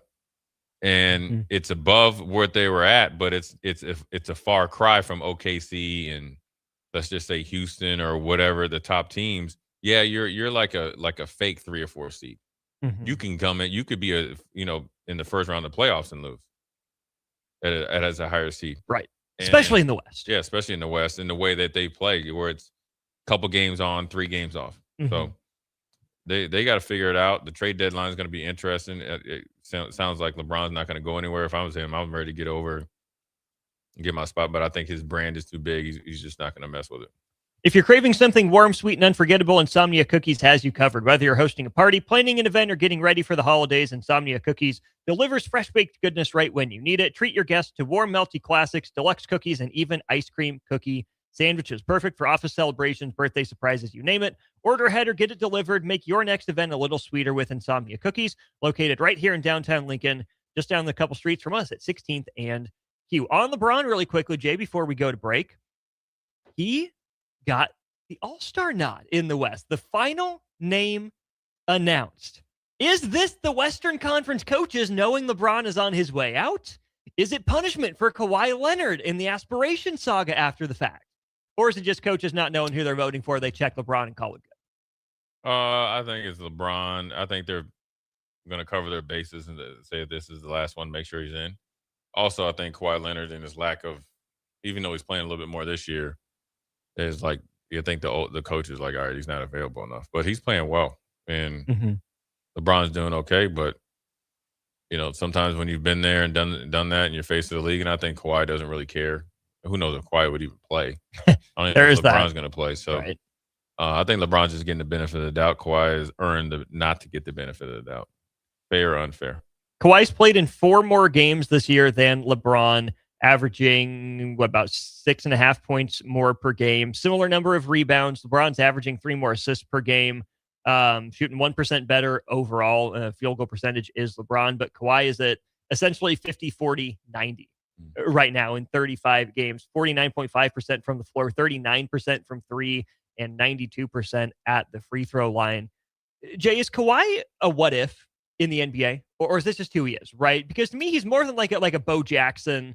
Is he Calvin Johnson with a ring? Like what is Kawhi? Man, that's a good question. I don't know. He is one of the biggest what ifs in probably 30 for 30s. That's going to be later on, like whatever happened. Because I think once he gets done playing, you're not going to see much of him. No. I probably misinterpret. He's probably very very misinterpreted a lot, but I think he's the biggest what if. And as far as he's won a championship, so he can't be Calvin Johnson, right? And that was a bad one off the rip. I'm just trying to think who in the NFL that won a championship. I don't know who you could compare him to be like that, where it's like, you play on Tuesday, then you're gone for 2. I don't know. I mean, he's definitely very very unique. I mean, he could be more. Who he could be like? John Jones's brother. That kind of was the okay. Where it's like you saw bits and pieces of him going to the apex, not the one that passed away, the one that was with was with the Patriots, and then went to the Cardinals, and then went to the Raiders, and then just fell off. Chandler Jones, yeah. Where you saw him, you're like, oh, this dude can be the next dude. He could be Lawrence Taylor. So it could, another comparison could be, what's his name? He played for the 49ers and then the Raiders, Aldon Smith. Oh, okay. Now granted, he had off the field issue, but it was like when you saw him, you were like, this dude's next level. And, Kawhi's still going good, but, that's the only thing I can think of where, they've missed a significant amount of time and nobody really know why. Now, obviously, the teams have to protect their personal interests, but with Kawhi, you just never knew. And it's crazy because the way he started coming up through San Antonio, it's crazy. Antonio Brown. Thomas and Lincoln. Yeah. Okay. It just came to me because you start out, and Kawhi was a first round pick, but Antonio Brown, but still a little bit later in the first round, under the radar. Right. Not project. Didn't come from San Diego State like he averaged 30. No. Right. And then you kind of work your way up.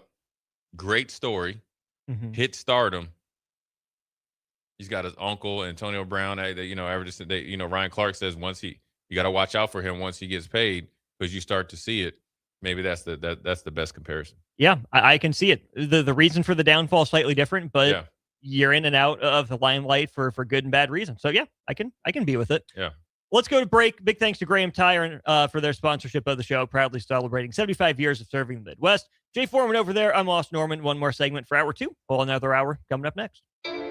You're listening to Old School with Jay Foreman and Austin Orman. Download the mobile app and listen wherever you are on 93.7 The Ticket and theticketfm.com. Hey guys, this is former UFC fighter and mixed martial artist Anthony Lionheart Smith. The Upside Bar and Lounge in South Lincoln is the go-to spot for every UFC event, prelims, and main card. There's never a cover, so make sure you get there early and stay late. Upside Bar and Lounge has daily specials, a margarita club, and a taco club. And don't forget, they just added Buzz Bowls to their menu.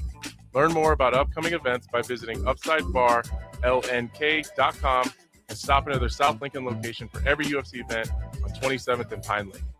If you're seeking a career with a growing company, Gaina Trucking and Excavating is hiring and looking for additions to their team. Gaina Trucking has a strong team culture, competitive pay, 401ks, and benefits like health, dental, and vision. Drivers are guaranteed 40 hours per week, even in the winter months, and are home every night. Start your career today at Gaina Trucking and Excavating. Apply today at GainaTrucking.com.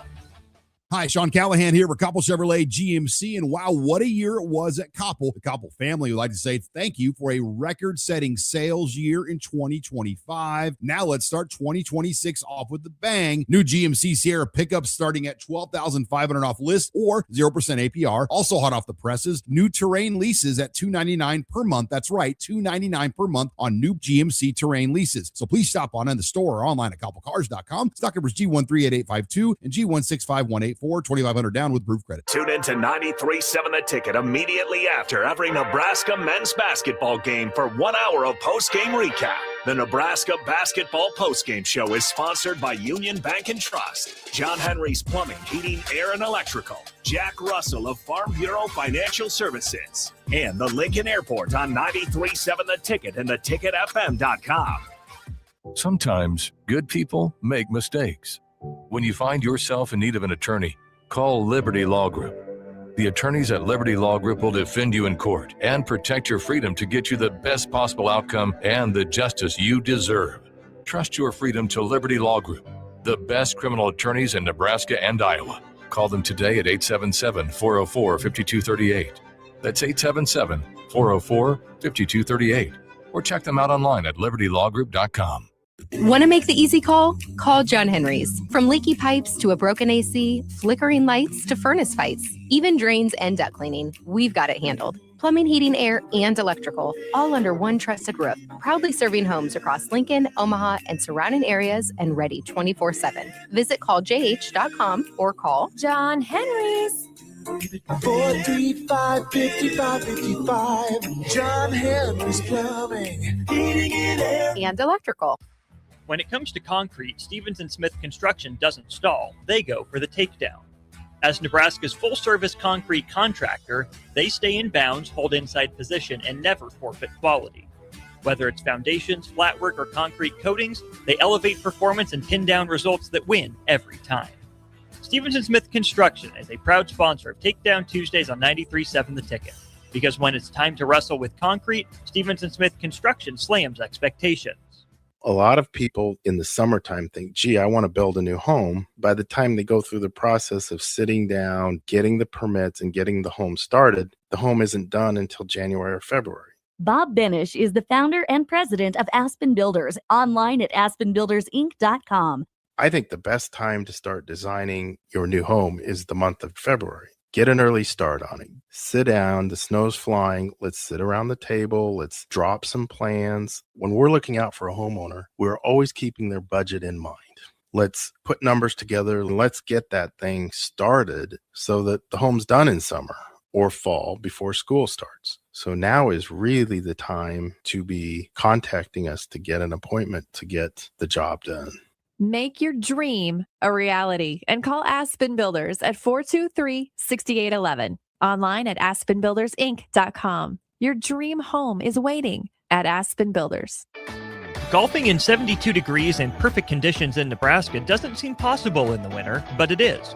Double Eagle Golf is your escape from the bone-chilling cold outside and a reason to keep the clubs out year-round. Book a bay with some friends for a weekend or come by for golf and happy hour on a weekday. Spring leagues begin in February. Get signed up today. That's all at Double Eagle Golf inside the Kinetic Sports Complex on West O Street, online at doubleeagle.golf. In every office, there's two types of people. There are those who bring in bagels and those who eat the bagels that someone else brought in. Everybody likes the first person. Be that first person. Weekday mornings at 7:30, you have a chance to win a business box of bagels from Bagels & Joe. All you have to do is shut up, Sipple. 2 questions for you, 2 for Sip. Win and the bagels are yours. Lose, well, you don't want to lose. You lost Monday, you lost Wednesday, you're a loser. Shut up, Sipple. Weekday mornings at 7:30, brought to you by Bagels & Joe. Back to old school with Foreman and Orman on 93.7 The Ticket and theticketfm.com. Welcome back in. One final segment for hour 2 of Old School. Austin and Jay with you.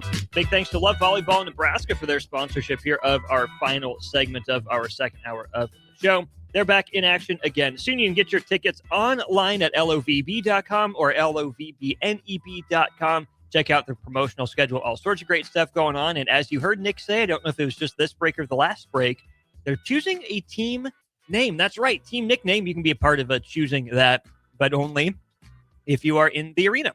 So make sure you get to Baxter Arena and get ready to vote for a team name for Love Volleyball Nebraska. Appreciate everyone chiming in on our Starter Heyman Jewelers text line throughout the course of the show, 402-464-5685. Jay, you brought up the name Giannis Antetokounmpo. Mm-hmm. There is a new betting favorite to land him. The Chicago Bulls. The Chicago Bulls in the division. I don't know if they give up. They got some intriguing young pieces. They do have a good young piece. Do you like that? No, Nick Sainert would like it. And maybe they're not the favorite, but their odds have skyrocketed from like plus 6,000 to plus 600 over the course of the last day or so. ESPN has a story out that just says, the Bucks are counter-offering teams when it comes to Giannis. So where there's smoke, there's fire, but only 3 days to get it done. Thursday afternoon is the trade deadline. Timberwolves, come on, man. I see if you can't beat the Bulls offer, what are we doing? I said, listen, Timberwolves, you get the Miami Heat and Golden State Warriors. You got to step up. Timberwolves that get that pressure falls solely on Ant-Man. Right. Nobody wants Rudy. Nah. do we need the double French connection front line in San Antonio? Wemby and Gobert? That'd be great. That'd be, man, you know what? Rudy, you look really good in Spurs. In that white and black uniform never fits you really that good. What if Karl Anthony Towns goes back to Minnesota for Rudy Gobert to the Knicks? Oh, I think. Well, actually, I think he's a little bit more better. A little bit better. If you're the Sixers, would you rather have Joel Embiid or Rudy Gobert right now? Well, Joel Embiid's playing a decent couple games. But for how long? Yeah, I would trust Rudy Gobert. Joel Embiid that's another one. That's a dude that got paid and was like, now granted, he had to go through the trust the process and all that. Had the injury-ish at Kansas. But once he got paid, and then when he was out there in the Olympics, you look like you were 330 pounds. I mean, brother, you had it in the front and the back, man. You was up there built like you were a retired NBA player and you're supposed to be your prime. So it'll be interesting to see if Giannis goes anywhere right now because there's a small chance that he has to stick out the rest of the season. Then you got to wonder what's he going to do. How fast will you come back? Because there's no chance they're going to make the playoffs. And then for what? They're 18-29. Yeah, for what? Yeah. The other news from the NBA, Jay, I had no idea this was coming out, but just kind of funny to relitigate this a little bit. Terry Rozier still going to get paid. That's what I'm talking about. The Heat had to place his salary in escrow in December. And arbiter rules it has to be released because under the terms of the CBA, players cannot be put on unpaid leave other than in cases of domestic abuse or child abuse. Hey. So, didn't hit anyone, didn't push anyone. Affected the outcomes of games, allegedly. But you know what? We'll deal with that later. I need my 26.6, and I want that interest on it. Yeah, the first call he made, too. We back. We back. we back up. It's on. Parlay Terry is out there. Yeah. I mean, good for him, and sure that gives him some relief. And now he's got to try to fight the battle because he's still on the Heat roster. Mm-hmm. Fight the battle that he's got to clear his name. Don't clear your radio dial. Don't clear your app. Don't clear your social media. Got Hour 3 of Old School coming up. Streets picking up out here on O Street. More and more traffic. We know it's drive time. That's Hour 3 of Old School right after this. Watch Old School live on Facebook, YouTube, or Twitch. Old School with Foreman and Orman on 93.7 The Ticket and theticketfm.com.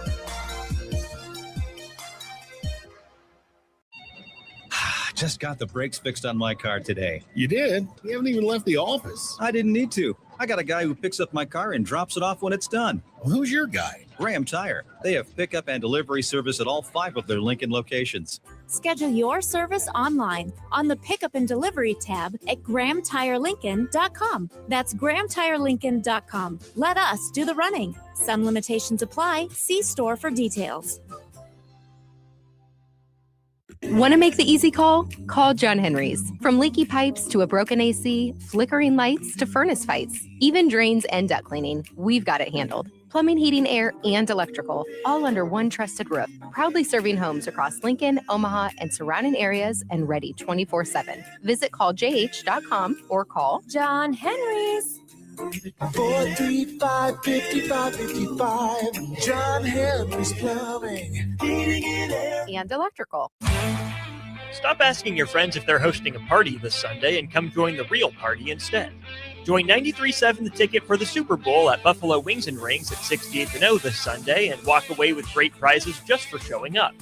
Why worry about making a great spread of foods for the game at your house when you can enjoy all the great wings and more at Buffalo Wings and Rings?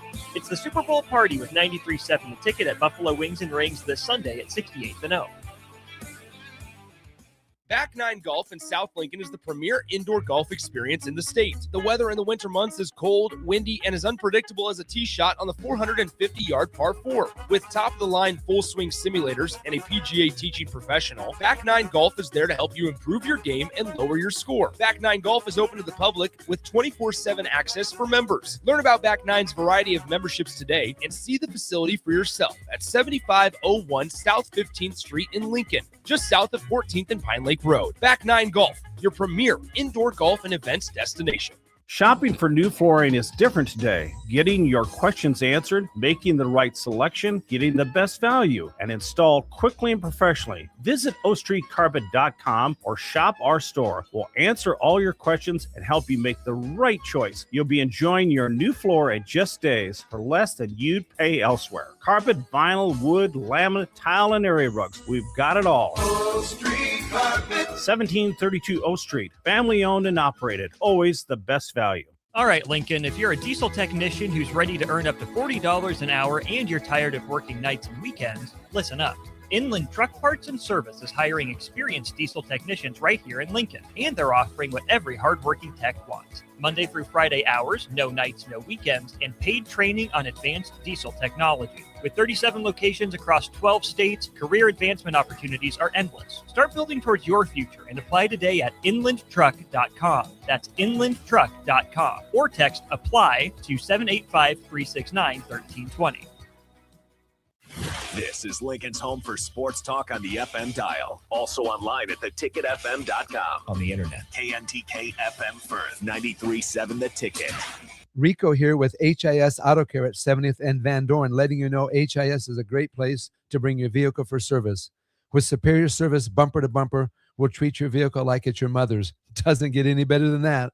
So call 402-488-8934 and HIS Auto will make you glad you did. 5% off, mention this ad, and for sure your mother will be proud you called. 402-488-8934, HIS Auto Care, 70th and Van Dorn. God bless you. Rick Heyman here from Sartor Heyman Jewelers. I want to personally thank our great customers for voting us once again the best of Lincoln. At the same time, we're celebrating our 120th year in business in the great state of Nebraska. You can count on Sartor Heyman for the very best quality, value, and customer service. When it comes to your jewelry needs, visit us at South Point, Grand Island, and the Outlet in downtown Lincoln. Visit us today at sartorheyman.com, and thank you for your continued trust after all these years. Golfing in 72 degrees and perfect conditions in Nebraska doesn't seem possible in the winter, but it is. Double Eagle Golf is your escape from the bone-chilling cold outside and a reason to keep the clubs out year-round. Book a bay with some friends for a weekend or come by for golf and happy hour on a weekday. Spring leagues begin in February. Get signed up today. That's all at Double Eagle Golf inside the Kinetic Sports Complex on West O Street, online at doubleeagle.golf. In a world where Wi-Fi battles rage and bandwidth is never enough, one family dares to connect it all. Work from home, influence all day, stream all night, and game to win. Deadlines, downloads, and dance-offs, all happening under one roof, flawlessly. Can your internet provider do that? Fiber fuel your household at allofiber.com/all-in. Hi, Sean Callahan here for Koppel Chevrolet GMC, and wow, what a year it was at Koppel. The Koppel family would like to say thank you for a record-setting sales year in 2025. Now let's start 2026 off with the bang. New GMC Sierra pickups starting at $12,500 off list or 0% APR. Also hot off the presses, new Terrain leases at $299 per month. That's right, $299 per month on new GMC Terrain leases. So please stop on in the store or online at koppelcars.com. Stock numbers G138852 and G16518. 2,500 down with proof credit. Coming at you live from the heart of downtown Lincoln. This is Old School with Foreman and Orman. Nebraska Football Hall of Famer Jay Foreman. Here's Troy Detmer dropping straight back in the pocket. Rifles a pass. It was tipped. It's picked off by Foreman. He's at the 15, 10, 5. He'll score. Foreman got it, and it's touchdown Huskers. Black shirts, answer the call one more time. And Austin Orman. Old School with Foreman and Orman is sponsored by Graham Tire Company of Lincoln, your tire store next door with 4 Lincoln locations. Old School with Foreman and Orman on 93.7 The Ticket and theticketfm.com. What up, Jay Foreman, Austin Norman, third hour, Old School, coming at you live, 1040 O Street, the Mecca of sports radio in the state of Nebraska and the city of Lincoln, the capital city. So we are bringing it like no other. A little bit of good weather, some traffic up and down O Street. So we're not in Snowmageddon like other places around the country. So we want to thank Graham Tire once again for supporting us, allows us to be on your airwaves.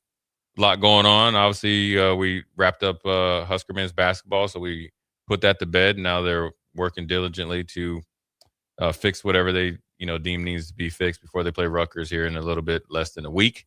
Talked a little bit of NBA, LeBron, Kawhi, some trades, so forth and so on. NFL news we're going to get to. Actually, we're going to cover some NFL news in this hour. Nebraska had a big junior day. Had dunk contest at the men's basketball game. And then we'll talk a little bit of a hack tournament which is the Heartland Athletic Conference tournament, high school tournament here in Lincoln. Congrats to the Southwest Silverhawks, the number 1 team in the state, ranked. I think they're ranked. They got to be ranked number 1. Yeah. Really good team. Really, they kind of like the Golden State Warriors. Got a lot of guards out there. They can shoot, put a lot of pressure on you, and they showed well. And I'll give my thoughts on the hack tournament and what the difference, what Lincoln has to do a better job with the hack tournament. And it's a nitpicking thing, but it's a bigger picture thing. Because if any of the texters were there, give your thoughts. I will say this. I think if you're going to do a tournament and you do it along with the girls, because they have really good girls basketball here in Lincoln as well. Probably like that hack championship. Yeah. I mean, the North Star Gators won in a last-second layup over the Southwest Silverhawks. Southwest Silverhawks have been going to state for however many years. North Star Gators, we called their game when they were all young pups. Now they're the number 1 team. I think you need to have it coincided with the boys at one spot, not only for excitement, it'll have more fanfare there, right? It's really good for that host high school. And then also for it's not a downtime, but it's a time that whether it's Fred or McDermott or whoever the coach is at, say, Shattern State or Wayne State or Kearney or any of these local schools, they can come and see a lot of these really good players that I've been blessed to coach, but then also seen grow into pretty good basketball players and watch them play 2 or 3 games versus trying to make 1 game after a practice. Right. Ideally, even though they switched it the last couple of years, I like the hack tournament over Christmas break. It's a little bit more lax schedule for all the colleges, and especially for colleges that might want to come in from out of town. You can hit that one, and then you have the Omaha Metro tournament as well. So if any athletic directors are listening, maybe put that in your feather, because ultimately, yes, the hack tournament does well for Lincoln. You're going to get a lot of people that come in and you bring some money into the economy, right? That's right. That's fine. But then also, if the coaches aren't, how can I say this? Coaches aren't going to really try to foster relationships with college coaches. The college coaches know where to go, but you got to make it worth their time. Right. Why would I go watch Austin 1 time when I can go watch Austin potentially 3 times? I can watch you a regular season game and 2 games in your tournament. C1 does it. B and C1 schools do it as well. Jordan P. Texted and appreciate that. So we'll get in a little bit more of that, and that's obviously the difference between Lincoln and Omaha. But the bigger news was it was Nebraska Junior Day.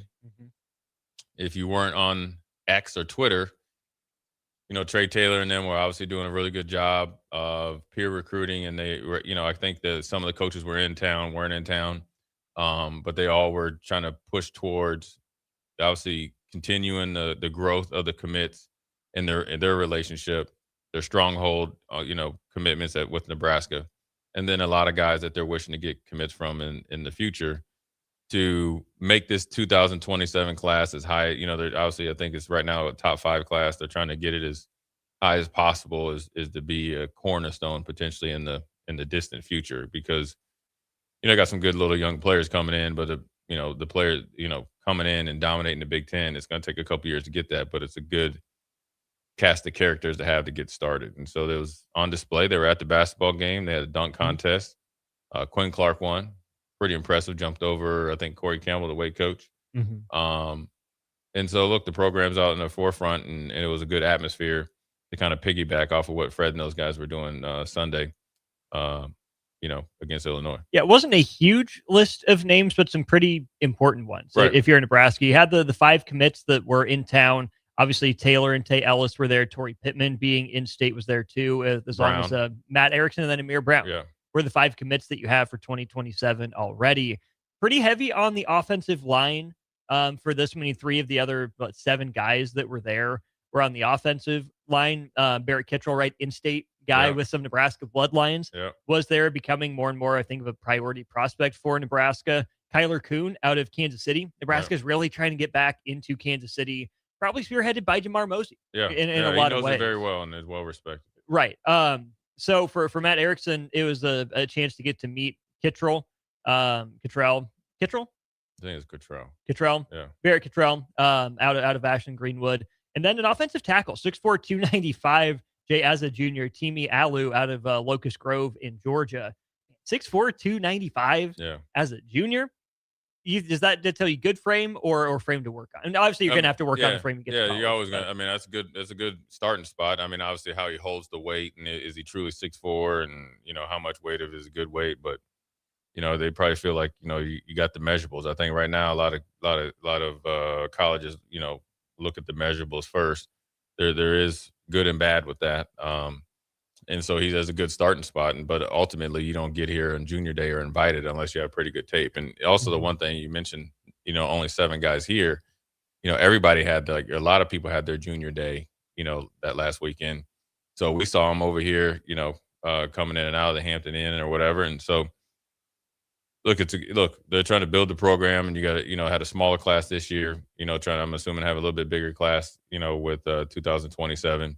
Junior Day was a big part of it. Trey Taylor, obviously he's talking again. He was talking to us. I mean, he's on the internet like almost every day. Or maybe it was a tweet where he said the next time he's back is going to be for the spring game or a spring practice, and then he'll be moving very shortly afterwards. So, he's going to be here, and he had said that he'd been able to kind of get in the film room with Glenn Thomas and all that type of stuff, and so. He's trying to get familiar with the Nebraska and the way they do things to try to come in and make an impact and obviously lead this 2027 class. I mean, there's a long time before that happens, but he's trying to maybe, lessen the learning curve. So you got to give him credit that he's trying to, be the best he can be. But ultimately, I'm sure, at some point in time, people are going to tell him like, okay, well, you got a big year ahead of you high school wise. And that's the most important thing. Nebraska's going to be there. You're going to be there. But before you get to Nebraska and finish, you got to finish your high school season the best you can. Because if you don't, that's that's an opportunity that you possibly could miss. I don't think that'll happen. I think he'll, perform well and all that. I think he's going to have to do a good job of when the season starts. That's Nebraska season, and then when his season starts, that's him at Millard South season, and there's Millard South, excuse me, and there's no crossover. Right. If you come to a game, it's just come to a game on Saturday. Don't be at the game on Friday when you're playing. Well, not just they'll do pictures and all that other stuff, but really the main focus for him needs to be having the best senior year he can have and work on whatever it is that needs to work on or continue to get better at whatever he does really well or whatever the steps are. And then Nebraska has to handle their business. The recruiting and him being involved is generally going to be on game day because they play Friday nights, and so. Right. Obviously, a lot of it would be back channel stuff, I'm assuming, DMing and texting and all that. But ultimately, his help is needed. But more importantly, his growth is more important.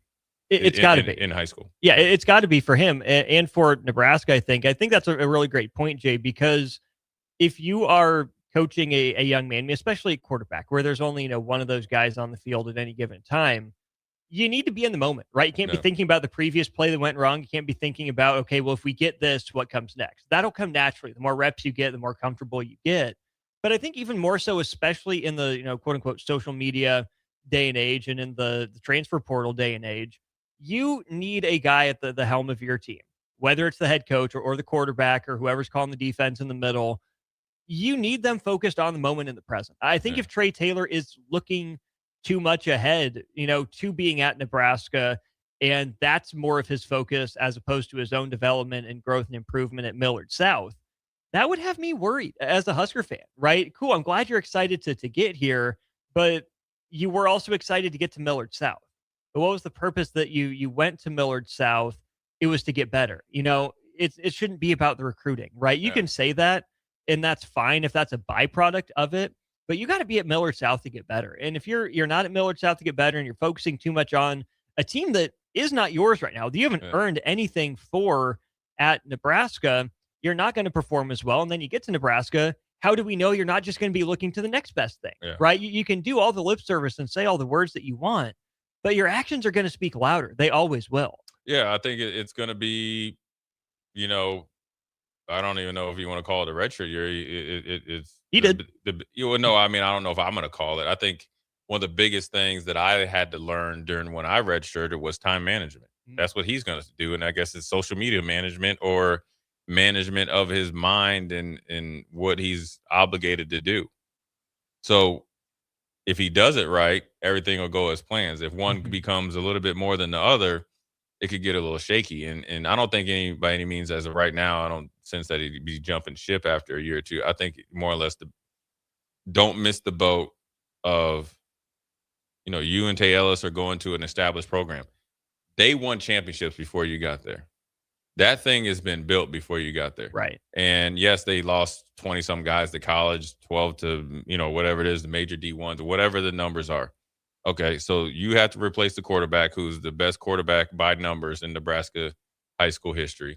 You have to replace the best receiver by numbers by Nebraska high school history. And that needs to be the main focus. But you have to find a way to teleport yourself to Millard South while you're living in Lincoln, become a leader of that program, be invested. So here's what I mean by being invested. I'm sure they do stuff with each other Thursday nights before the game, like team dinners and stuff after practice. I don't know if they go to movies. I don't know what they do, but I'm sure they do something. So what I'm saying by that, it can't be you leaving practice or leaving as soon as practice is over. Right. This is how they do things. It's a really good test for him to really come in, and I guess I'll say butt naked and just jump in. Mm-hmm. You know what I'm saying? Yeah. And just, you're not changing anything. Mm-hmm. Figure out what they do and what they need you to do and do it to the maximum, because that's only going to help you when you come to Nebraska. Because when you come to Nebraska, or when he comes to Nebraska, I guess depending on how this year goes, they're going to have, they have, what TJ has more years left. They're getting, I think, the young kid from Vegas in this class. Mm-hmm. So you're coming in and you're going to have to compete for a spot. And I'm sure, he wants to plan on starting. But but how they lift weights, how they meet, how they train, how they do their passing leagues and all that stuff, that's already been established. Right. So you have to come in and learn from people before and understand you got to be one of the guys. And I'll tell you this, and I'll give Trey Taylor a little bit of credit. One of the best things that I saw from him, and I don't even know if it was strategic, but I did see him sitting with the other recruits. You get what I'm saying? Mm-hmm. I think the biggest thing that you have to do as a quarterback, and you can look at Mendoza, you can even look at Carson Beck, whether you like him or hate him. People in Miami still mad that he threw that ball just threw it up. But still, you can look at Arch Manning. Mm-hmm. You can look at Dante Moore. You can look at Mensa. And you'll see how Mensa will do it. All those guys put themselves in the middle of the team, not out front. You get what I'm saying? Mm-hmm.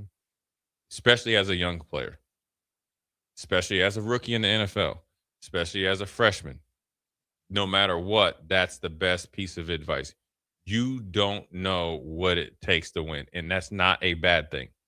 You have to learn what it takes to win. You have to learn how to lead. Matter of fact, as a freshman, you ain't leading nobody. You get what I'm saying? Your dog's still leading you on the walk.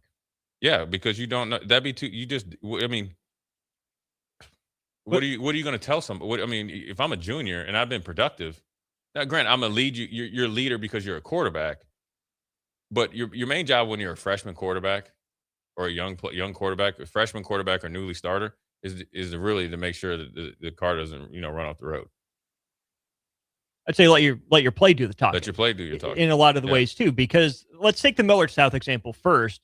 How much are you really going to be able to change or influence that program in 3.5 months? Not a lot because that program has been built from the ground up. But you can actually have an impact on it.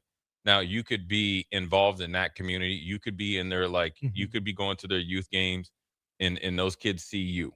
When they see you, they'll see you Friday. You perform on Friday, that cements those kids as they're coming up the pipeline of coming to Millard South. Mm-hmm. You can come in and be a part of that team and make it like rinse and repeat and be, Jet Tamala to Trey Taylor.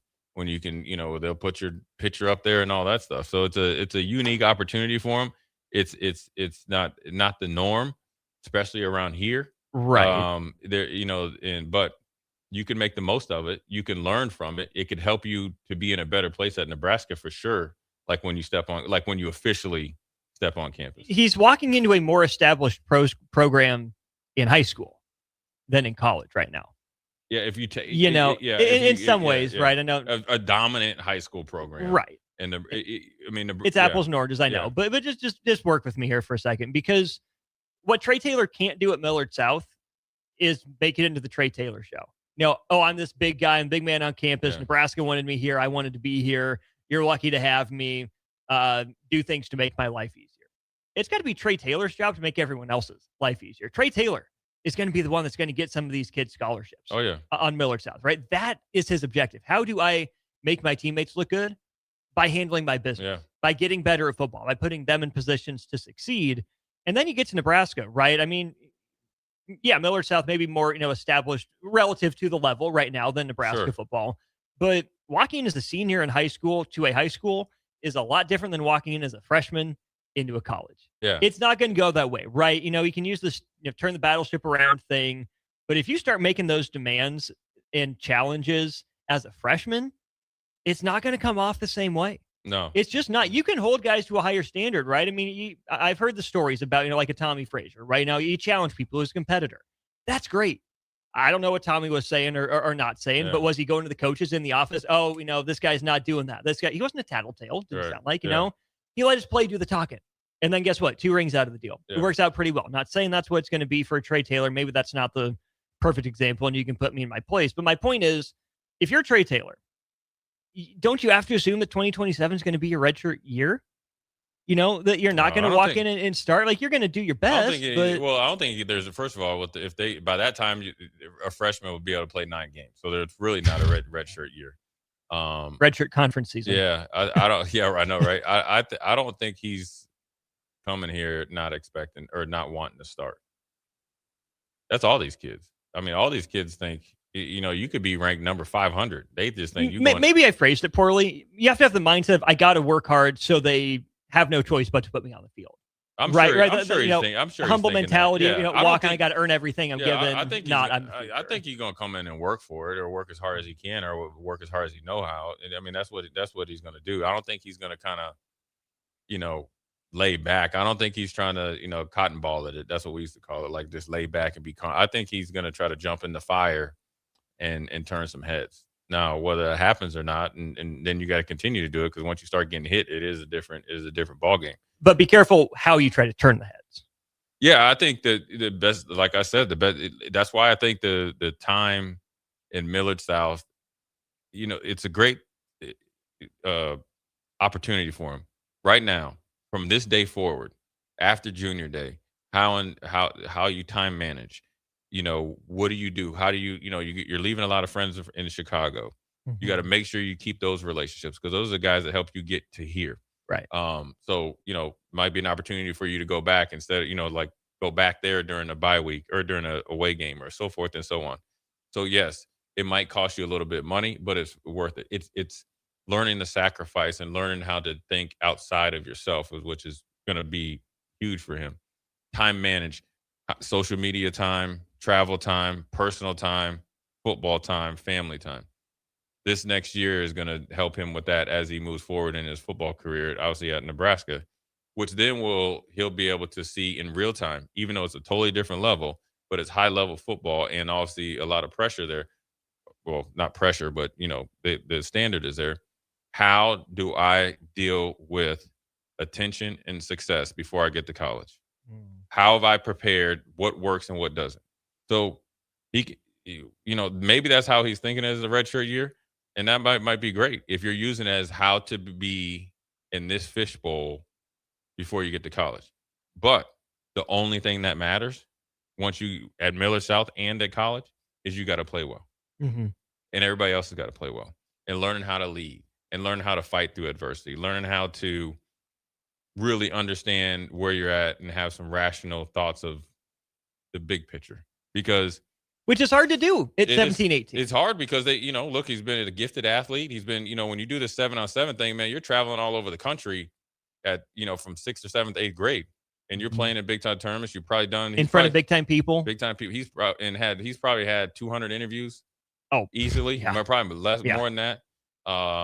Highly rated guy, and so who's making the choice to continue to put himself out there and welcoming more of it. Right. So so it's a different time, but look, but it's going to be a transition for him, and in some ways you got to look at it as smart for him to try to lessen that transition or that the learning curve. And this year is going to be huge, or this next year coming up is going to be huge. How he handles it for the rest of this year, how he handles those first 2 or 3 weeks in Miller South is going to be huge. Like those are the things that you essentially have to be so invested up there because everybody's going to watch how you work because they know what real work is because they've had guys that came in and dominated in their program, both in the weight room, in the classroom, and definitely on the field. So they know what it looks like. The coach should know what it's looked like. And it's the coach's job to kind of lead them in the right way. And the coach can learn something from it because how Jet Tamala thinks about offense is different than Trey Taylor. Yeah. Trey Taylor, have a really good chance to learn some things from him. And the coach can learn from things from Trey, and it's about building relationships, man. And so this is what you're doing. And, this junior day was a part of it because I assume all the 7 other guys that were here, he's trying to build relationships with them as he's built with the other 4 that have already committed. So, it's just a process of him being here and, trying to take, his time here and make the most of it. It's by far the least important part of it, but I think the most forward-facing for the most people is the fan aspect of it. I wonder, Jay, if we're having this conversation in a year from now, right? We're sitting in February of 27 and Trey Taylor's been on campus for a couple weeks and classes have started, early enrolled, whatever. I wonder if we're going to be sitting there thinking, the fan side of us, oh yeah, that's right. Trey Taylor is, just now on this team, right? This is a guy that we've said, a little bit too much overload. Well, I think in a good way, right? Yeah. Get the fan hoopla out of the way. So then you're just, as Husker fans, they're just used to him being in the ecosystem. Yeah. He's around instead of, oh, look at this young freshman early enrolling. He just got here. He's the bright, shiny new toy. He'll be broken into the Nebraska media ecosystem a little bit. And of course, all that flies out the window because the fan perception it doesn't matter compared to the locker room perception, the coach's perception, and the rest of the team's perception. So I get that, but I just think it's going to be interesting to see over the next 11 months how that conversation evolves and how Husker fans are thinking about Trey Taylor being in the state already. Yeah, he'll be around enough to where you can kind of, get the new shiny toy over with. And then also he'll be able to operate because I'm sure, high school coverage for his games are going to be amped up a little bit as Miller South always would be. So sign up for the Trey Taylor beat writer position, folks. I know. Spots filling fast. Listen, Trey Taylor's making a lot of people money, man, because he'll definitely give you a quote and he's definitely going to be around. So him and Tay Ellis and a majority of those other dudes. So, it worked out well. I think junior day was a success. Everybody seems like they had like good vibes and a good opportunity, especially for the 7 guys that maybe had never been here before. They got to experience, PBA, but then also they got, decent enough weather here to where they can kind of do all this stuff in the stadium. or at the facility and meet all the players and meet some of their hopefully future teammates and get to see what Nebraska is all about. So seemed like it was pretty good. It was a big deal. And then obviously they're inching towards spring football. I think here in a couple weeks, right? The start date is. I know it ends March 28th. Yeah, you'll have 14 practices, so probably like the week after. 14, then the 15th. Valentine's Day or something. Probably. Yeah, so I mean, right here now you got about a week and a half more workouts. You get a couple of days off. You come back that Monday or whenever they start spring ball. It's about time to put on the pads and earn your keep. So we're gonna take a quick break. Come back. We got 2 NFL hirings in the last 24 hours. I think the final 2 coaches are hired. Some interesting assistant coaches that have been hired. So we'll talk about the Arizona Cardinals and Las Vegas Raiders. They have their guy and what that means for the draft, which is right around the corner. Senior Bowl wrap up too. A couple of Nebraska guys did pretty well. Jay Foreman, Austin Orman. We'll be right back. You're listening to Old School with Jay Foreman and Austin Orman. Download the mobile app and listen wherever you are on 93.7 The Ticket and theticketfm.com. Stop asking your friends if they're hosting a party this Sunday and come join the real party instead. Join 93.7 The Ticket for the Super Bowl at Buffalo Wings and Rings at 68th and O this Sunday and walk away with great prizes just for showing up. Why worry about making a great spread of foods for the game at your house when you can enjoy all the great wings and more at Buffalo Wings and Rings? It's the Super Bowl party with 93.7 The Ticket at Buffalo Wings and Rings this Sunday at 68th and O. Rick Heyman here from Sartor Heyman Jewelers. I want to personally thank our great customers for voting us once again the best of Lincoln. At the same time, we're celebrating our 120th year in business in the great state of Nebraska. You can count on Sartor Heyman for the very best quality, value, and customer service. When it comes to your jewelry needs, visit us at South Point, Grand Island, and the Outlet in downtown Lincoln. Visit us today at sartorheyman.com, and thank you for your continued trust after all these years. With UBT, you've got total control over your money. Like Doug, who runs his game day tailgate like a well-oiled machine. I got burgers, brats, chicken, dogs, plus all the fixins. And with the UBT Go app, I can track my food spending from anywhere. Pro move. They don't call me Grill Sergeant for nothing. No matter your goals, UBT helps you feel good about reaching them. Union Bank and Trust. Member FDIC. When it comes to concrete, Stevens & Smith Construction doesn't stall. They go for the takedown. As Nebraska's full-service concrete contractor, they stay in bounds, hold inside position, and never forfeit quality. Whether it's foundations, flatwork, or concrete coatings, they elevate performance and pin down results that win every time. Stevens & Smith Construction is a proud sponsor of Takedown Tuesdays on 93.7 The Ticket. Because when it's time to wrestle with concrete, Stevens & Smith Construction slams expectations.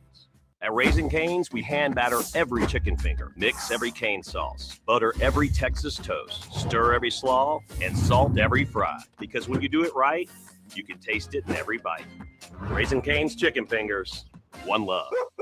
Empower a child today with the Teammates Mentoring Program by building a relationship based on strengths and chart a brighter future 1 week at a time.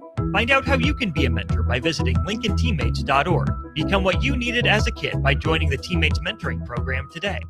Looking for a financial partner that truly makes a difference? Modern Woodman is a member-owned fraternal financial services organization.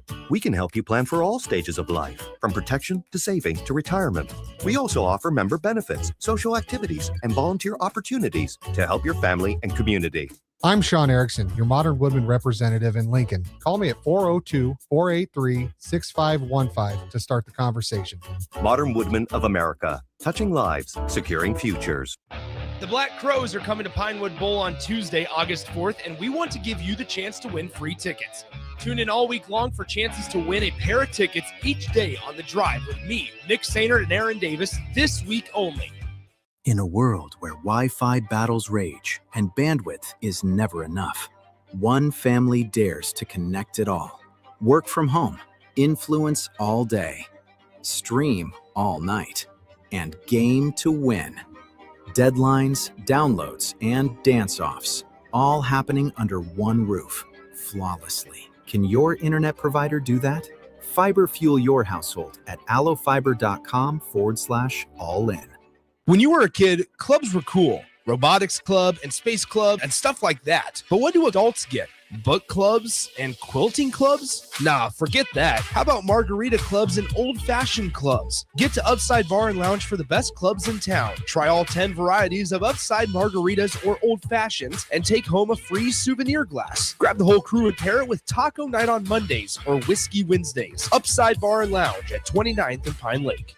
Shopping for new flooring is different today. Getting your questions answered, making the right selection, getting the best value, and installed quickly and professionally. Visit ostreetcarpet.com or shop our store. We'll answer all your questions and help you make the right choice. You'll be enjoying your new floor in just days for less than you'd pay elsewhere. Carpet, vinyl, wood, laminate, tile, and area rugs. We've got it all. O Street Carpet. 1732 O Street. Family owned and operated. Always the best value. Back to Old School with Foreman and Orman on 93.7 The Ticket and theticketfm.com.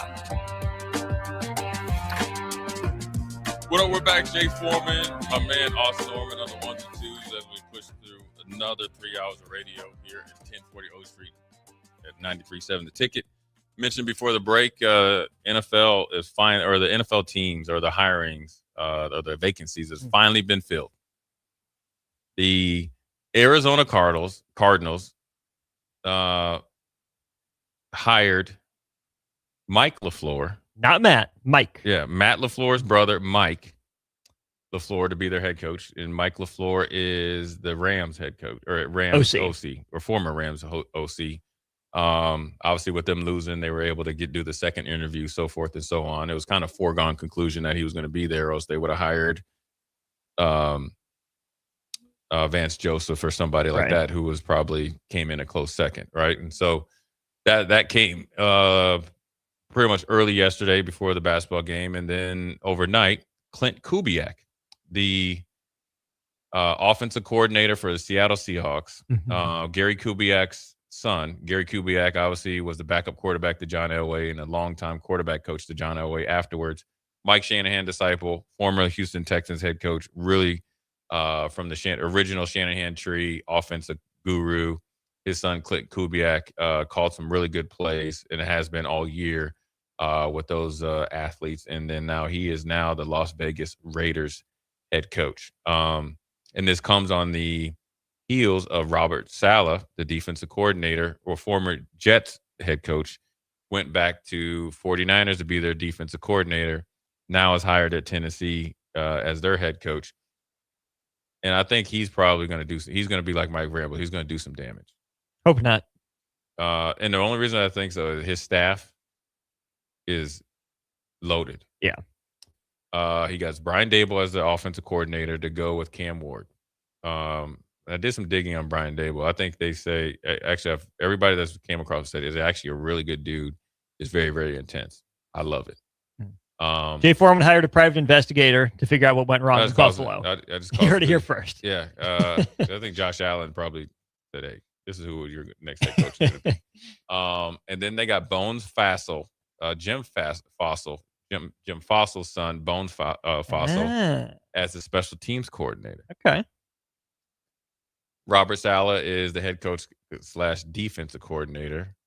And who did I see they hired as their DC officially? And they got a pretty good defensive coordinator as well. But he's going to be calling the plays.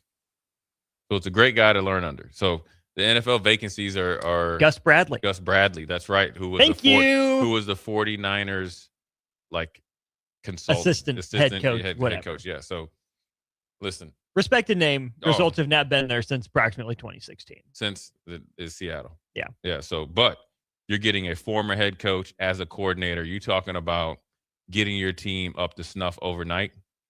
You got 4 head coaches right there. Yeah. Bones Fassel has been up for numerous jobs. Besides Danny Smith and him and a couple other guys I probably, can't name, is definitely one of the top special teams coaches in the NFL. So, started kind of like the big coup was John Harbaugh going to the Giants, and everything else kind of, dominoed off of that. It'll be interesting now. Tennessee already has their quarterback. What this looks like for the Raiders moving forward. Do we assume that they have their quarterback in waiting at number 1 in the NFL draft? Do we assume they're taking Mendoza? I know for me, if I'm a head coach and I'm assuming Kubiak will call the plays, and with the GM and Tom Brady was at the national championship game, it'd be a safe bet unless there is a big trade out there for a franchise quarterback. Mendoza's going to be the guy. And that's the only way to look at it, because I will tell you firsthand, David Carr was drafted number 1 franchise quarterback. But if you want the fastest way to get fired is not have a quarterback that you want or miss on a quarterback. Pass on one you could have had, too. Mm-hmm. You'll be out of there in 2 years, because you can't win in the NFL especially as a first-time guy. You can't win in the NFL without a quarterback. Right. You won't win in the NFL anymore with I don't even want to say Brad Johnson. I think he was more than viable with how they won with Trent Dilfer. And this is no knock on Trent Dilfer. He played the quarterback position excellent on one of the best teams of all time, because you had a legendary defense. So you play to your strengths. But what I'm saying is, without a quarterback, that can't go win you a game. Right. And go win you a game, I think, is used too loosely. Are we like the Joe Flacco territory then? Or is Flacco good enough to win you a game? Flacco's good enough to win you a game, but again, it's you have that defense that can back him up. Now, go win you a game means a guy that can make some throws under pressure. And I think Brock Purdy has graduated from that, but there was a knock on him that he couldn't. It's more or less, you can't win a game with a Jimmy Garoppolo, guy that can, be the king of the C&B movies, but when you got to play against A, he can't even, throw a screen pass. Sure. And so, the Raiders are going to go with Mendoza. I think he's a good face for that program, and that's a big part of it too. Now, I'm going to tell you, when I talked to Bobby Greer, after my time in Houston, or I think we were just catching up because my dad and stuff, and I asked him hey man, who could have had Julius Peppers? And he just broke it down. Look, it's the first pick of the franchise. David Carr was married, good looking dude. Married to Melody, outkicked his coverage like we all do. That's what they wanted their first pick to be. Julius Pepper had dreads, didn't like the camera, didn't like interviews, and that's where you started. But, it wasn't David that didn't do the job. It was they didn't put enough around him. So not only do you have to draft Mendoza, you have to make sure that you major in offensive guys and offensive linemen first, like your Colts with Peyton Manning. You'll take some hits defensively and have to draft free agent guys in order to play not second fiddle, but play off the offense, right? Versus the other way around in this day and time. Well, and let's assume they take Mendoza. You already got Bowers there. Yeah, that's a pretty darn good 1-2 punch. Oh, and by the way, this Ashton Genty guy that he drafted last year, and quiet as kept, the most important hire that Kubiak's going to have, offensive line coach. Oh yeah, they have talent there. Okay. Yeah, Colton Miller. Yeah. You have the former Remington Award winner from Oregon that won JPJ, Powers Johnson. 2 years ago. You have a really good right tackle. So you have a viable offensive line. And then if you add a couple of these guys that maybe they're rookies or not, from the draft, off you go with the top 10 tight end, with the emerging running back. You're right on schedule to be right in the mix, and you better be competitive. Because the defense was better than the offense last year, so there's still some left over there. But more importantly, you better protect that asset that you're going to draft number 1 overall. I am not saying this is going to happen. I'm just saying there's a non-zero chance it could happen. The Raiders could have the best offense in that division, hypothetically. Now, hear me out. Right? Yeah, I'm just thinking. Okay, obviously, Chiefs, Andy Reid, Patrick Mahomes, Eric Bieniemy going to be tough to beat. Been kind of a scuffling unit, at least relative to its expectations, right? The EPA per play has been fine. It's been up there. Yeah. Standard has been set. They haven't reached it. Okay. Chargers always injured. Yeah. One of those tackles might not come back. The patella injury is a tough one to come back from. Yeah. And we saw how important those two guys were, and will Harbaugh artificially tamp down some of those numbers to control the game, run game, lean on the defense, that sort of thing. And Denver's offense isn't scaring anyone. No. I know Sean Payton's a good play caller. Bo Nix has impressed me more than I thought he was going to, but Denver's offense isn't scary. I'm saying 1 in 20 1 in 15 chance that the Raiders end up with the best offense in the AFC West. I'm not betting on it to happen, but if Mendoza clicks right away, offensive line clicks, you got Bowers, you got Genty, and you can find a mid-round receiver that you can get 1B production out of as a rookie.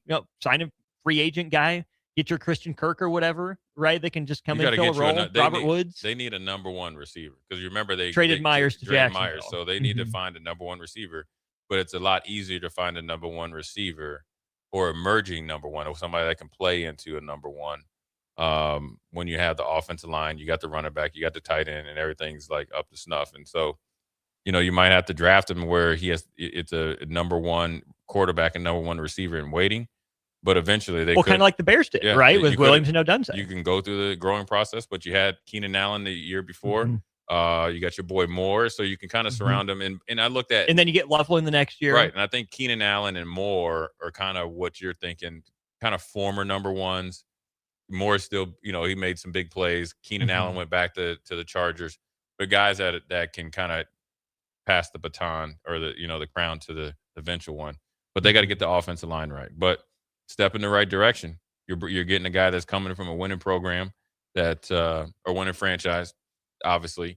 But the good thing about Kubiak is that he has been, boots on the ground with McDonald and built this bad boy up. So he knows exactly what needs to happen. He's seen it and he's been a part of it, and he knows it's not easy. So we haven't talked much about the Cardinals too. They have a decision at quarterback. I was just about to start with that. If you're LaFleur, Jay, man, do you want Pocket Hercules, or are you moving on? Do you want a fresh slate? Do you want your own guy, or do you think, hey, I can make this guy work? I've seen it before. I got Maserati Marv. I got Trey McBride. Yeah. We can make this work. I think he does in short before we go to break. I think he can do one more year with Pocket Hercules, because I think you come from that McVay where they've done a lot with guys. I mean, heck, they took Baker Mayfield into the one of. I mean, like you did it in 2 days with Baker Mayfield. So I'd like to think you better do it for 2 or 3 months with Pocket Hercules, and then you're looking at the next year's draft. That's got to be kind of in the works. Now, a lot of it has to do with money, and then if I'm Pocket Hercules, I like it though. I like it. I got an offensive coach. Right. I got weapons. I like to go. I mean, I think I can have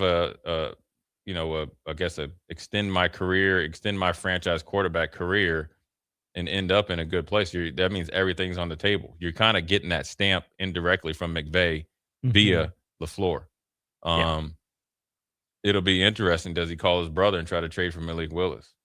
Ooh, because Malik Willis made himself some money. Yeah, Matt Flynn style. Yeah, made himself a lot of money, and the way he's handled himself. But I think you go one more year with Pocket Hercules. I think he's matured. He's probably on the sticks right now playing against Farley, but he's actually put football first. And I think with an offensive-minded coach, you have to get more out of Marvin Harrison Jr. As much as everybody's looking at the quarterback and everything else, he needs to perform better. You're bringing back Connor. The days of coming in and cutting all your veterans are over. So that means you got to keep good locker room veterans around so you can win right away, or you'll be up out of there as fast as you got there. I think they go one more year with Pocket Hercules. I'm off the Pocket Hercules watch. Okay. Even though he runs around like a little kid that stole his mom or dad's cell phone.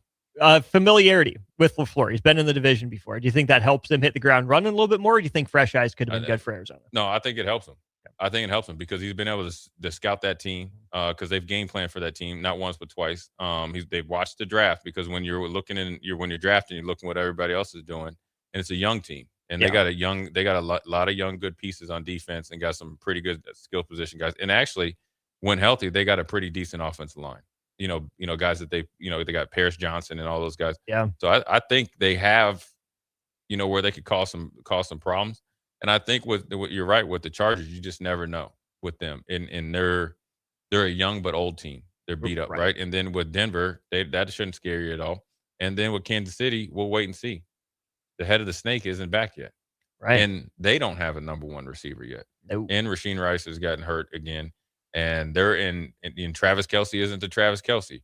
So if there's ever a time to jump in there, it's kind of like Ben Johnson. If there's ever a time to jump into the NFC North, it's right then. And so we shall see. We're going to take a quick break, come back. We're going to spend a little bit more time, give you my thoughts on the Hack tournament. It was a great tournament. Once again, congrats to Lincoln Southwest, Silverhawks. Jay Foreman, Austin Orman. We'll be right back. Watch Old School live on Facebook, YouTube, or Twitch. Old School with Foreman and Orman on 93.7 The Ticket and theticketfm.com. So as women, we're so hard on ourselves, and I just wanted a simple way to feel confident again and to feel like me again. And the Spectrum 7 at Max Tan gave me that little spark back and can also give it to you too. A full body light that makes my skin and my spirit feel brighter. Just got the brakes fixed on my car today. You did? You haven't even left the office. I didn't need to. I got a guy who picks up my car and drops it off when it's done. Well, who's your guy? Graham Tire. They have pickup and delivery service at all 5 of their Lincoln locations. Schedule your service online on the Pickup and Delivery tab at GrahamTireLincoln.com. That's GrahamTireLincoln.com. Let us do the running. Some limitations apply. See store for details. All right, Lincoln, if you're a diesel technician who's ready to earn up to $40 an hour and you're tired of working nights and weekends, listen up. Inland Truck Parts and Service is hiring experienced diesel technicians right here in Lincoln, and they're offering what every hardworking tech wants. Monday through Friday hours, no nights, no weekends, and paid training on advanced diesel technology. With 37 locations across 12 states, career advancement opportunities are endless. Start building towards your future and apply today at inlandtruck.com. That's inlandtruck.com. Or text APPLY to 785-369-1320. Sometimes good people make mistakes. When you find yourself in need of an attorney, call Liberty Law Group. The attorneys at Liberty Law Group will defend you in court and protect your freedom to get you the best possible outcome and the justice you deserve. Trust your freedom to Liberty Law Group, the best criminal attorneys in Nebraska and Iowa. Call them today at 877-404-5238. That's 877-404-5238. Or check them out online at libertylawgroup.com. In a world where Wi-Fi battles rage and bandwidth is never enough, one family dares to connect it all. Work from home, influence all day, stream all night, and game to win. Deadlines, downloads, and dance-offs, all happening under one roof, flawlessly. Can your internet provider do that? Fiber fuel your household at allofiber.com/all-in. Nutrition Authority invites you to check out the top-selling Epic Effects. Epic Effects is designed to help blast body fat, curb cravings, and provide smooth energy so you can cruise through the day. Home of free samples and better than internet pricing, Epic Effects can only be found in Nutrition Authority. For store info, visit mynutritionauthority.com. 93.7 The Ticket, Fox, KFXL weather. Sponsored by John Henry's Plumbing, Heating, and Air Conditioning. Your Lincoln forecast for today, patchy fog this morning. Otherwise, we'll see mostly cloudy skies and light winds. The high around 39. Tonight, mainly cloudy skies, calm winds, a low around 24. And tomorrow, we'll see mostly cloudy skies and light winds with an afternoon high near 37. I'm meteorologist Kyle Plucker from 93.7 The Ticket and theticketfm.com. Are you looking for an exciting new way to put your skills to work? Explore new career options in the fintech industry at Currency, a Sandhills global company. We offer full-time positions in financial sales, compliance, operations, and other fields. We also offer a 4.5-day work week, an attractive benefits package, and opportunities for advancement. Put your motivation to work and grow with us at Currency. Visit gocurrency.com/careers to learn more. Make your next event unforgettable with Grazing Gouda, your local artists and experts in charcuterie and grazed tables.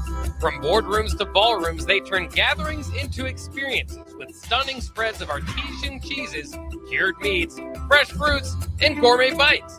Perfect for corporate luncheons, weddings, parties, or any celebration that deserves a wow moment. They handle the details. You take the compliments. Book your graze table today at GrazingGouda.com. Grazing Gouda, because every event deserves to be savored. Rick Heyman here from Sauter Heyman Jewelers. I want to personally thank our great customers for voting us once again the best of Lincoln. At the same time, we're celebrating our 120th year in business in the great state of Nebraska. You can count on Sauter Heyman for the very best quality, value, and customer service. When it comes to your jewelry needs, visit us at South Point, Grand Island, and the outlet in downtown Lincoln. Visit us today at sauterheyman.com, and thank you for your continued trust after all these years. Stop asking your friends if they're hosting a party this Sunday and come join the real party instead. Join 93.7 The Ticket for the Super Bowl at Buffalo Wings and Rings at 68th and O this Sunday and walk away with great prizes just for showing up. Why worry about making a great spread of foods for the game at your house when you can enjoy all the great wings and more at Buffalo Wings and Rings? It's the Super Bowl party with 93.7 The Ticket at Buffalo Wings and Rings this Sunday at 68th and O. At Raising Cane's, we hand batter every chicken finger, mix every cane sauce, butter every Texas toast, stir every slaw, and salt every fry. Because when you do it right, you can taste it in every bite. Raising Cane's chicken fingers, one love. Back to Old School with Foreman and Orman on 93.7 The Ticket and theticketfm.com. What up, we're back. Jay Foreman, Austin Orman. Old School quick segment here before we turn it over to Austin and Tom Chattel, bringing all of his knowledge, wealth of knowledge and experience. Talk a little bit of Nebraska recruiting, junior day, so forth and so on. And his thoughts moving forward as we inch towards spring ball. It seems like it just is coming upon us so quick since the Huskers played New Year's Eve. So, hey, but you know what? More time to work on yourself in the offseason. I like it, But here in Lincoln this weekend, we had the HAC tournament, Heartland Athletic Conference tournament, where all the teams, all the way from Norfolk to Fremont or whatever, obviously play, the Lincoln teams, and the Metro tournament for the Omaha teams is generally during Christmas break, around Moratorium or whatever. The last 2 years they've changed it, and Southwest Silverhawks has been, easy, top 4 team all the year. Only loss been the Omaha West Side. And North Star Gators have been at one point at number 1, started the preseason number 2. Southeast is ranked, I think, top 10. Lincoln High, I think, is definitely ranked within the top 10. And then you have, Lincoln East, who's not ranked, but they're playing some pretty good basketball. So they all locked horns, this weekend. And the championship game was the North Star Gators boys against the Southwest Silverhawks boys, and Southwest they got it going. They and you called the game. They got the Sanders twins, Makai and Uzziah Sanders, and then they got Dakari Wilson. Those are the 3. It was kind of like the Golden State Warriors. They got the Splash brothers and one in Waiting. And then they got Kobe Kerr and Hudson Metzger, and you generally play about 5 or 6 guys. They'll guard you full court. They're fast as all get out. They're quick. They're efficient on offense, and the best thing is they play together. And they'll challenge you just because of how well they execute on offense. Now, North Star is pretty good too. They were in the state semifinals last year. I think so. Yeah. And they just got a little bit. It was a close game. 10-point game at halftime, and then North Star started slow, just like we kind of seen with the Huskers, and then Southwest just took off. Dakari Wilson, had a poster jam session. But I think the 2 Sanders twins led the way. I think they had 43 of the 70-some points, and Dakari had 15. And it's been rinse and repeat. They burst on the scene last year by beating Westside in the district championship. Now, Westside got them back big time. Westside got them again this year, regular season. But as you inch down towards districts and all that, you've got to look for hopefully 1, 2, possibly 3, 4 teams from Lincoln making it. Now, it's all about matchups, and I don't understand the point system. Does anyone?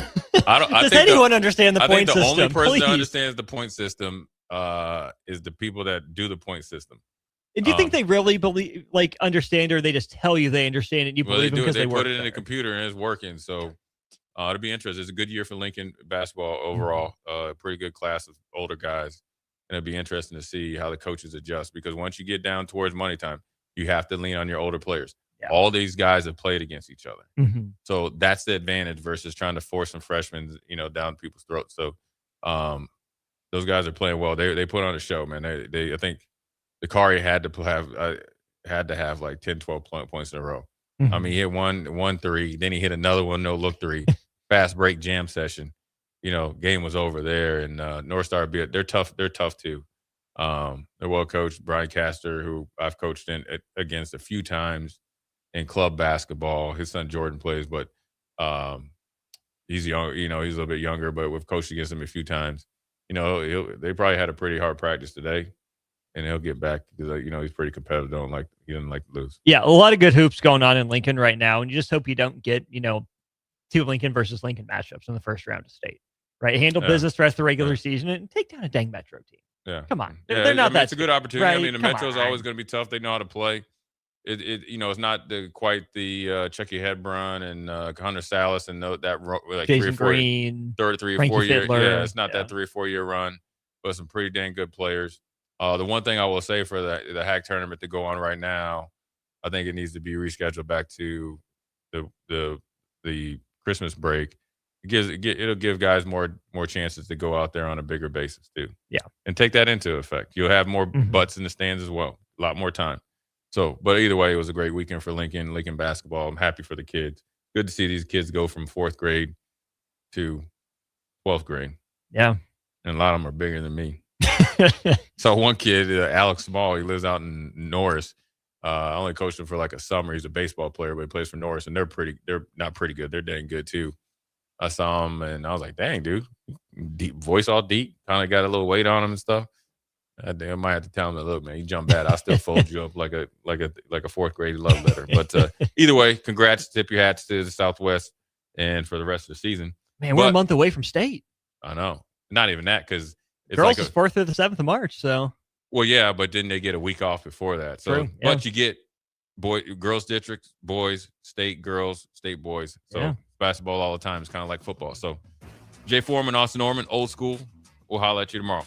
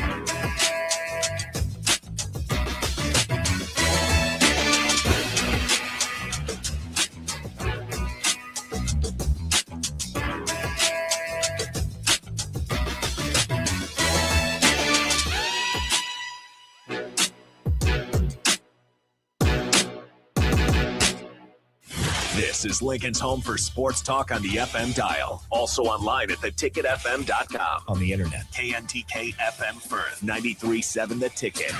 When you were a kid, clubs were cool. Robotics club and space club and stuff like that. But what do adults get? Book clubs and quilting clubs? Nah, forget that. How about margarita clubs and old-fashioned clubs? Get to Upside Bar and Lounge for the best clubs in town. Try all 10 varieties of Upside margaritas or old fashions and take home a free souvenir glass. Grab the whole crew and pair it with taco night on Mondays or whiskey Wednesdays. Upside Bar and Lounge at 29th and Pine Lake. In a world where